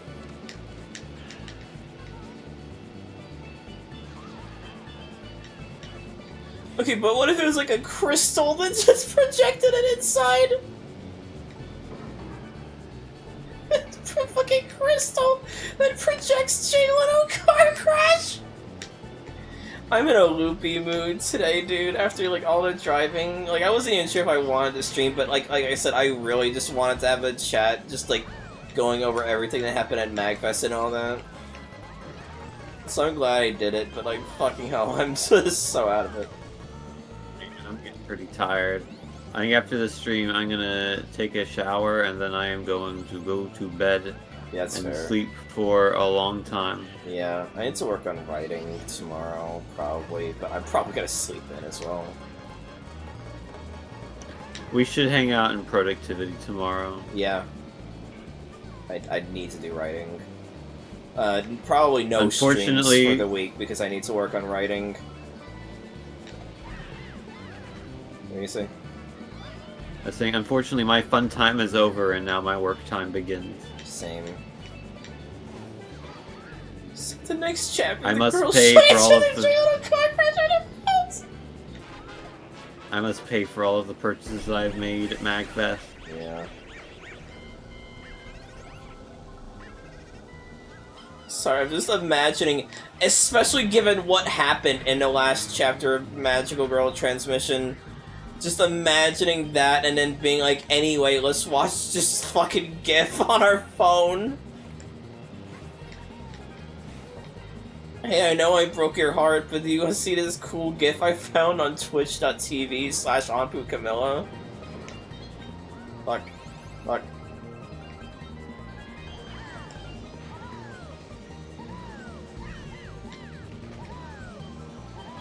It would not be Mizuki showing it though, that'd be so fucking tasteless.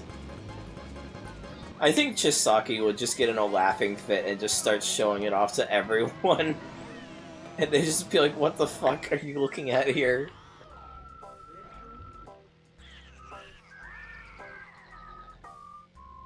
I've always had like a strange fascination with this song.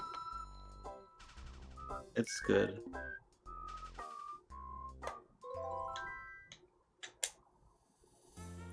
Baby Park! God, 16 courses is so quaint compared to like every other Mario Kart game that came after it. It really is.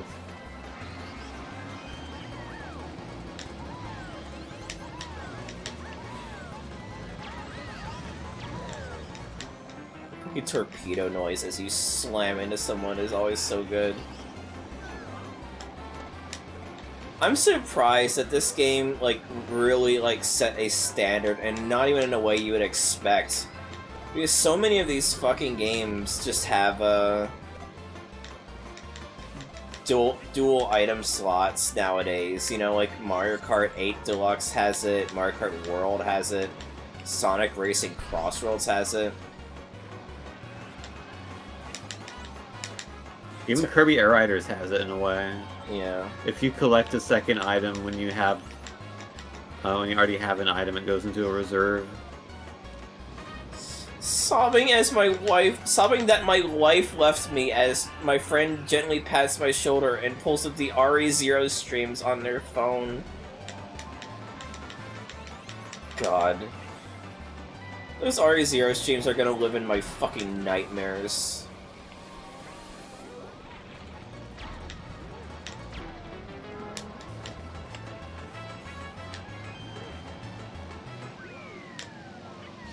Why was that the easiest race I've had so far? I have no idea.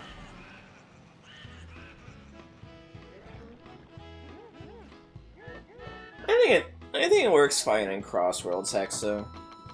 I just like it. I think it's a fun mechanic, honestly. I think it's novel. A novel mechanic.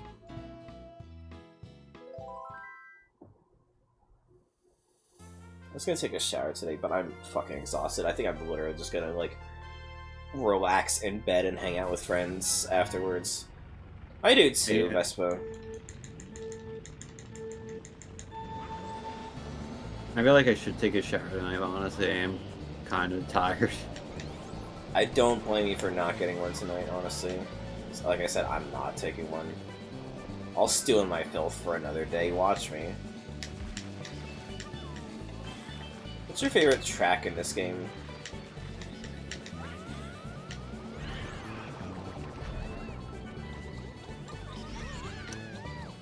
The Wario Coliseum. That one's something.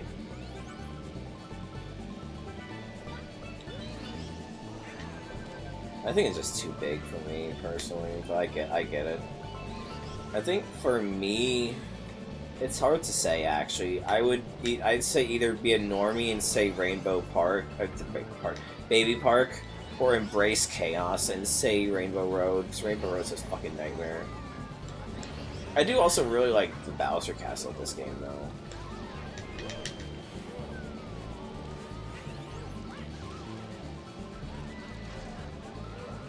I was thinking that too, Vespa, how you, pick up an item while you already have one and it adds it to the second slot, whereas in this game you have to switch to your other driver. Oh.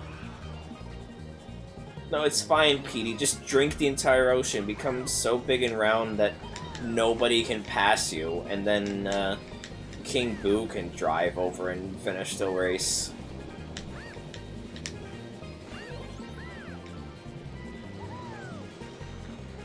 Why are you booing me? I'm right! I always find it funny that these games will just have, the, left-right audio split for, the players.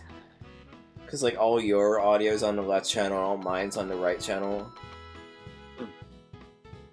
60. I didn't realize that. I know some other games do it, but like this game notably doesn't.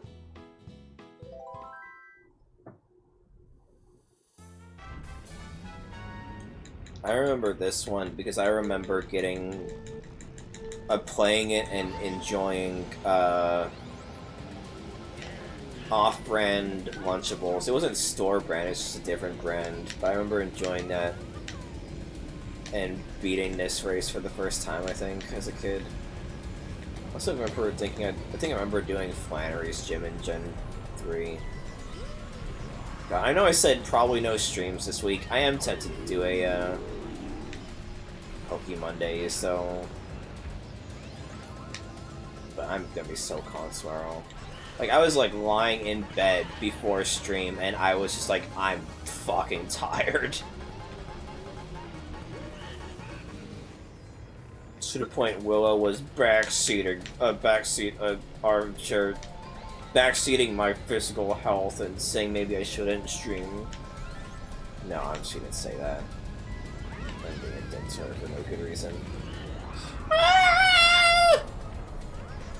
Instant karma, I guess. I always thought it was interesting that Boo and Petey just pull from everyone else's fucking specials. They don't have their own unique special item.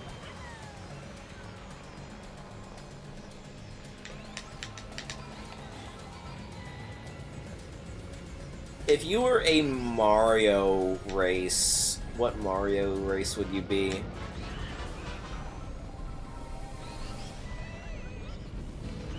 I'd be a Shy Guy. That's fair. Oh, that reminded me of another MAGfest thing, actually. At one point at the marketplace, there was just an entire, like, line of people dressed as Shy Guys in different colored hoodies. It was like a Shy Guy brigade that had happened. It's pretty good. At one point I saw a shrimp parade. Oh, wow. A bunch of people were in shrimp outfits. Oh, right, there's also a bunch of people dressed in maid outfits, but, like, with a comedically ill-fitting other attire. Like, one of them was dressed in a knight outfit, a maid outfit with, like, a knight helmet and all that. One of them was dressed as Big Boss in a maid outfit, and that guy saw me and just started chanting, "Maids! Maids! Maids! Maids!" like, fist-pumping, and I didn't realize what he was saying, because, again, auditory processing issues, but it was still, like, really funny, especially in hindsight. There's also some people cosplaying the characters from the Crossfire commercial. I didn't see that. There's multiple people cosplaying as that one Sickos meme from the Onion. Yeah, I saw that. Yeah, they went around playing the music and reciting the Crossfire. That's so funny. There's a lot of really inventive cosplays in between all of the Tennas and Clear Obscure Mimes. There's so many. Yeah, maybe I should do something cool like that this year or next year. Cosplay as a booth, an indie arcade booth for Salco. Be a mini booth, that could be kind of funny. Yeah, that's what I mean, yeah. Have a little cardboard, a small cardboard standee of Ember. Or Takatong. Can I just imagine having a miniature arcade booth, like a really tiny computer that works or something?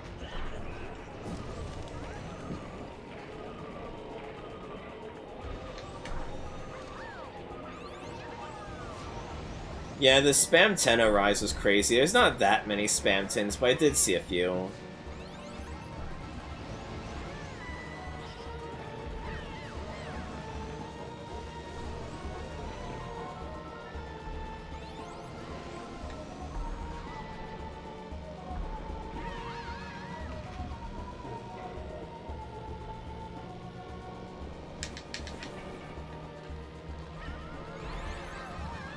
What's your least favorite course?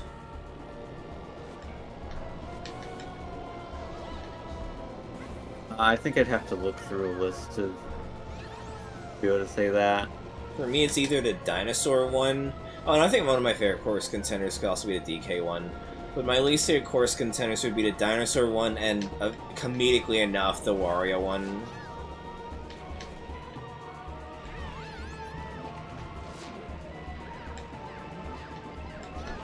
Cosplay as Mouse and just wears stilts. Could you imagine?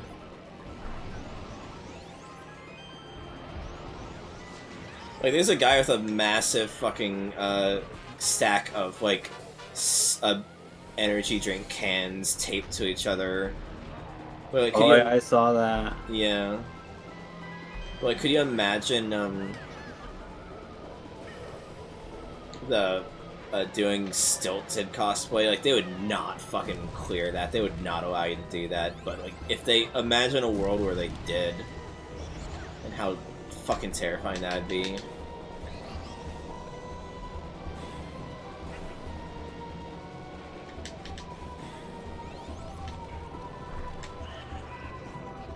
I think we as a society need to allow cosplay in just regular everyday life. Yeah. Oh god, I forgot to tell Kyo, I saw someone dressed as Bayonetta, but Bayonetta 1 Bayonetta, which is Kyo's preferred design. I'm so bad at this right now. It's a combination of me being tired, the game having lag because it's net play, and just being rusty on it. Yeah. I also saw someone dressed as the Psychopomp lady, Psychopomp MC. They were also holding a plush of themselves and had a prop hammer.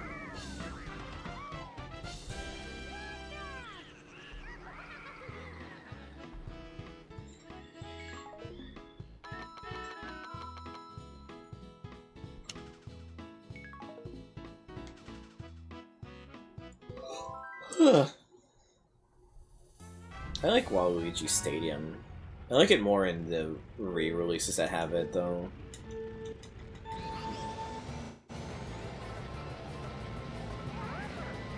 Yeah, maybe this is my favorite stage. I don't know. There's a bunch that I like. God, Rancer. The crowd going, "Aww," is so funny, though.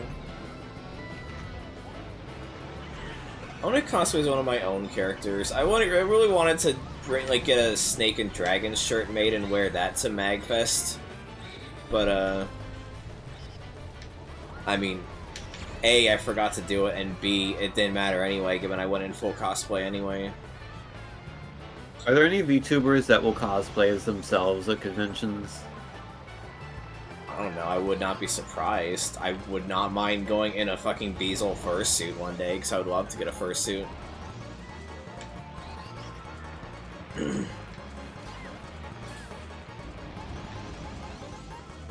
Like, legitimately, I get, like, secondhand euphoria seeing other furries in fursuits. I just think that shit is so cool. I fucking love fursuits so much, dude.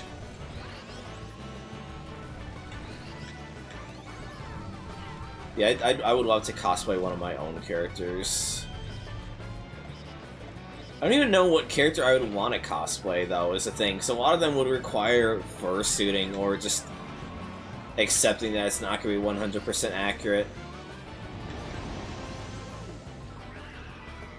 I guess I could do a character from MAGitrans or Tri-Witches, given all of them are either human or human-looking characters.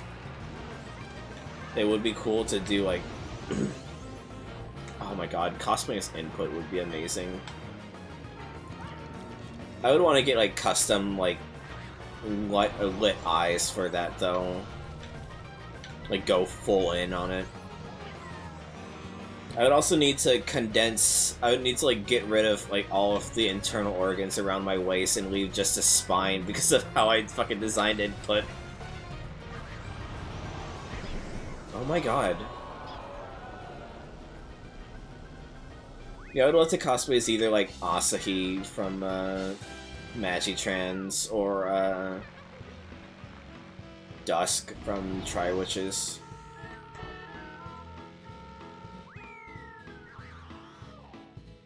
I was 1/10 off from having a very cool total time.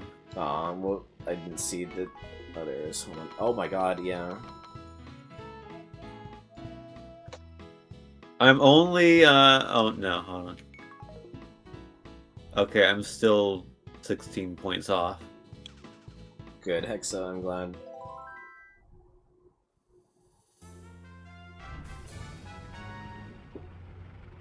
See, it's like how the GameCube... Mistress. Perhaps cosplaying as Ambrose would be easier to do? You could put root beer in the liquor flask. Oh, and Ambrose cosplay would also be pretty kick-ass, too.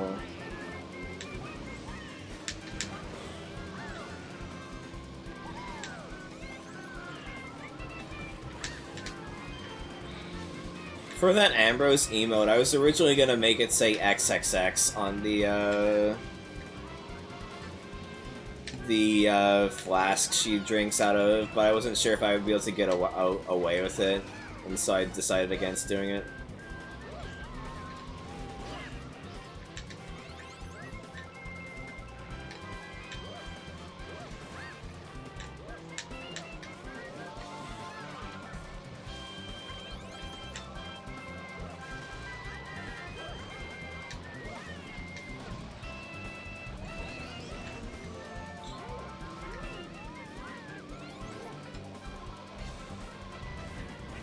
Heck, so you should, if you had infinite money, you should, cosplay as Krim. Seeing someone cosplay as Crimson Black would be so fucking cool.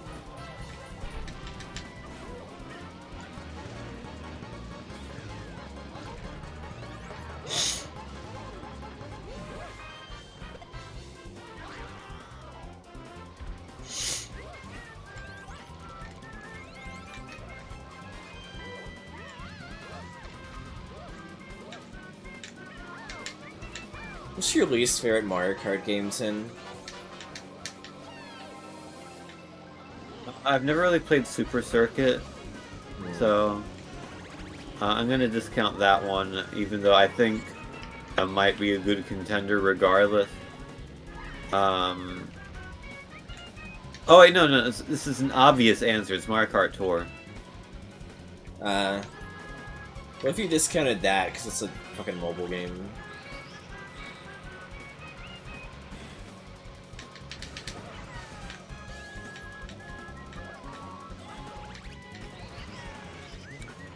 Maybe Super Mario Kart, honestly. Fair. The Mode 7 racing games don't hold up all that well, in my opinion. Yeah. A Star Fox cosplay would be cool.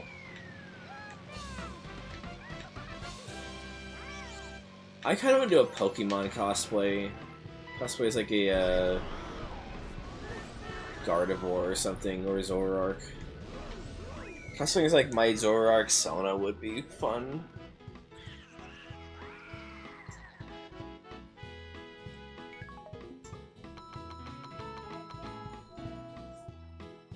Well, I'm doing horribly, by the way. A Darkrai would be great. The thing is about that is, if I want to do a cosplay, I want to do like a one that's just like full on accurate. I don't really want to do like Gajinka stuff, I guess, because I do think Gajinka stuff is really nice. I like designing Gajinka myself. Don't get me wrong. I still really like the Magawar one I did. But if I want to cosplay someone, I don't as much want to do a Gajinka cosplay. I'd rather just do like an accurate one.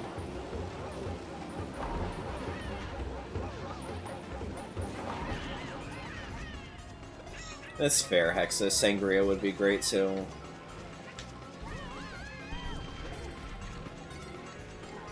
If I had infinite money, I'd fucking cosplay X-Grave themselves!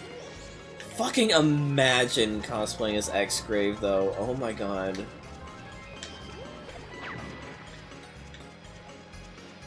That'd be like such... Oh. That'd be such an insanely, expensive cosplay. Are you talking about a new plate, Hexa?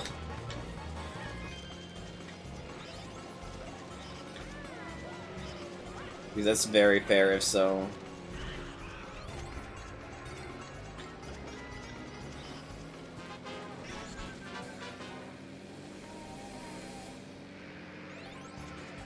Maybe, Rancer. But we don't need to say that out loud. You don't always need to say the quiet part out loud. I want to talk about, like, not wanting to do Gajinka stuff aside. For, like, Mario stuff, where the characters are usually, like, 2 fucking feet tall, I'm more amenable to the idea of it, because I was thinking it'd be cool to do a Magikoopa cosplay. I think that could be fun.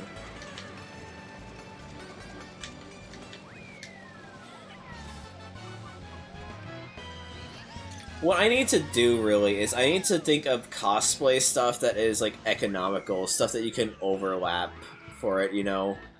Like, if I could get, like, circle rim glasses, like, frameless circle rim glasses, I could use those for, like, multiple different character cosplays. And points away from the lead. You have a chance at winning, I don't. I got 2 traps. And this one's your favorite. One of your favorites, potentially. If I was to cosplay a Dragon Demon character, I would just do like an Anthro fursuit-ized version of Pento, though. I saw one person, I don't remember what Pokemon it was, but it was a feral Pokemon, and so they had like... Their regular legs were obviously in front, but then they had like fake like hooves in the back. It was crazy. I could see you cosplaying as Toko.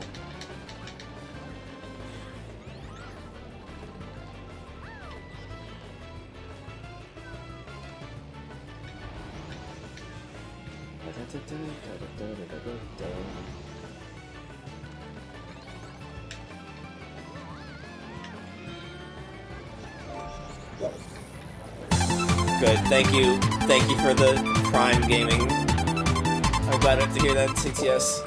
Vespa would also be praying for a costume TF. I saw what happened to you just there, Tin, from my perspective. I was so confused. I genuinely thought it was like an NPC that just glitched out. I did not realize it was you hanging on for dear life. I got distracted by the sub notice. I wanted to see who had subbed, and then I just like hit the guardrail straight on, I think. And why did Wario make this unholy structure? It's terrifying. Wario's Torment Nexus! Ah, I finally built my Torment Nexus!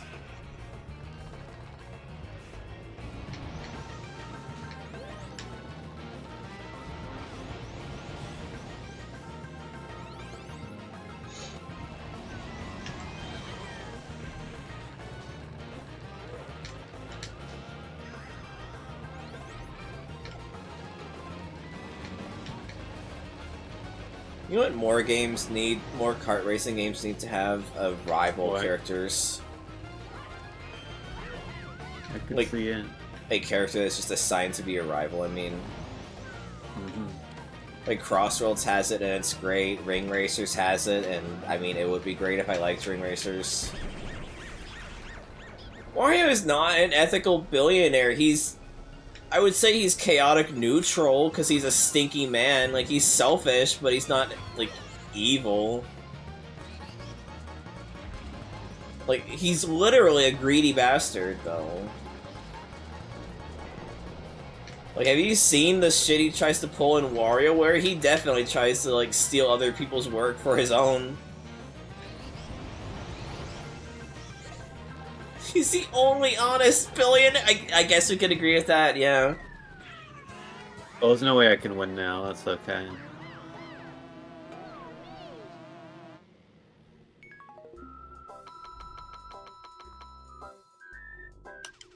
There's no way I can even get second, I don't think.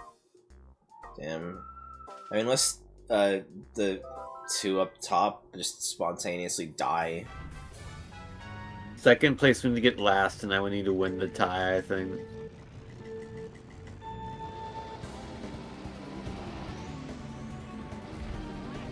Fine. It's called a road, it's called a rainbow road. It is a road that you go. It's called a road, it's called a rainbow road. And you will know when you get there. It's called a road, it's called a rainbow road. It is a road that you go. It's a road that you go when you die. It's a road called Rainbow Road. It's got some ton of Mario and Toad. It's a road called Rainbow Road. It's a road we're all gonna go. It's a road called Rainbow Road. It's a road that we all... Oh, Rainbow Road is where you go when you die. It's Rainbow Road. I miss you again, Uncle. It's Rainbow Road. I had to do it. Like, we've not fucking played this game in so long on stream. I was like, I had to get the song out of my system. Yeah, it's sweet. Going to just Peach and the Toad is the one line I always screw up on. Best worst Rainbow Road. I don't think I've played enough Mario Kart games to know, like, worst. I know one. I like this one for how shit it is, how fucking of a shit mess it is. I think my least favorite one is, and it might be Nostalgia Blinders. I will say it might be Nostalgia Blinders. Mario Kart 8. Mario Kart 8. N64 Rainbow Road, because how they turned it into a sprint. Yeah, that was very dumb of them. And yeah, that's also the one part I remember dubious about, how he says Mario and Prince Peach Mario and the Toad. It always gets me every time. But like the rest of the line, I always don't remember.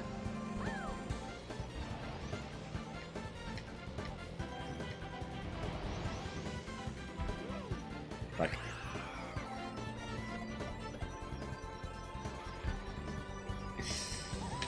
Okay.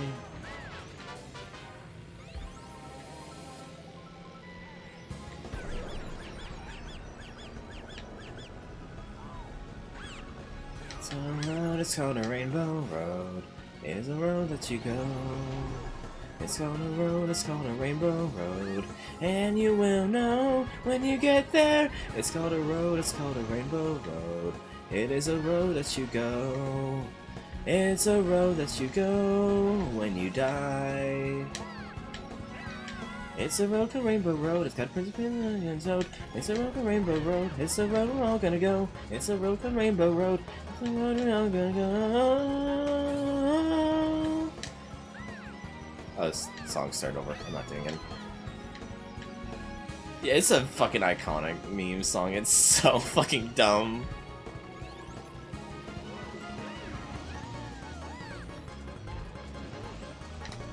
I was gonna say, there's like 15 Rainbow Roads in Mario Kart and Sonic Kart, and we've ranked at least like 2 or 3 of them by now. I think this one is terrible, but I kind of love it for that, though. It's such a shit show. Like, that's what a good Rainbow Road should be. A fucking shit show, in my opinion. Yeah. Oh, I still 4th place. That is useful. Yeah. Couldn't be me. I'm living a high life. Just cruising in my lane, chilling. Gonna grab me a mushroom. Just gonna tug it while it's crossing the finish line.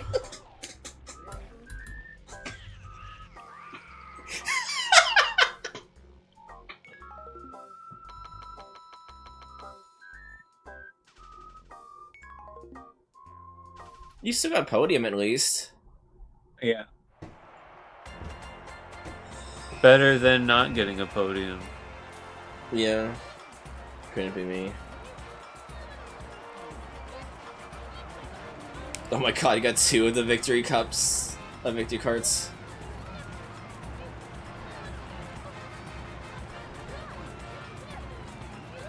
It's the second time today. And the second time in 2 days straight where we made stupid jokes about fucking jerking it while driving.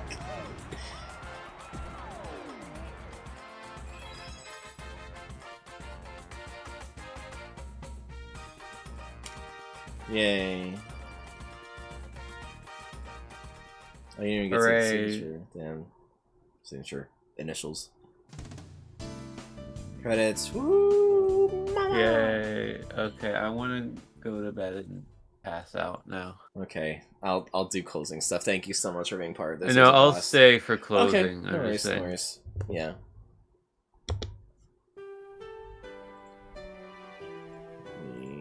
Back at this, so it doesn't. Thank you all for watching. It was a lot of time, a lot of blast, having a good time. I'm sorry. It was a great time. Glad to be back. Probably no streams for the rest of the week, just because I have to work on writing, unfortunately. I've got to catch up on writing. Next week, though, I definitely do want to try and get back into streaming. Maybe I'll do some surprise streams this week, but next week I definitely want to get back to streaming. We'll see. We'll see how it goes, how I'm feeling and all that. But, like, yeah. It was an absolute blast. Thank you all for indulging in my pathetic excuse to immortalize the MAGfest experience by fucking live streaming it, I guess. I'm gonna rate Oth. He's playing Zelda. I think it might be Zelda. Oh, he's doing a achievement set. I'm gonna rate into him because we met him. Well, met him. We stood next to him. I said hi to him. You said hi to him. But yeah, thank y'all for watching. Discord if you want to be kept in the know on streams. Other than that, good fucking night. Ah.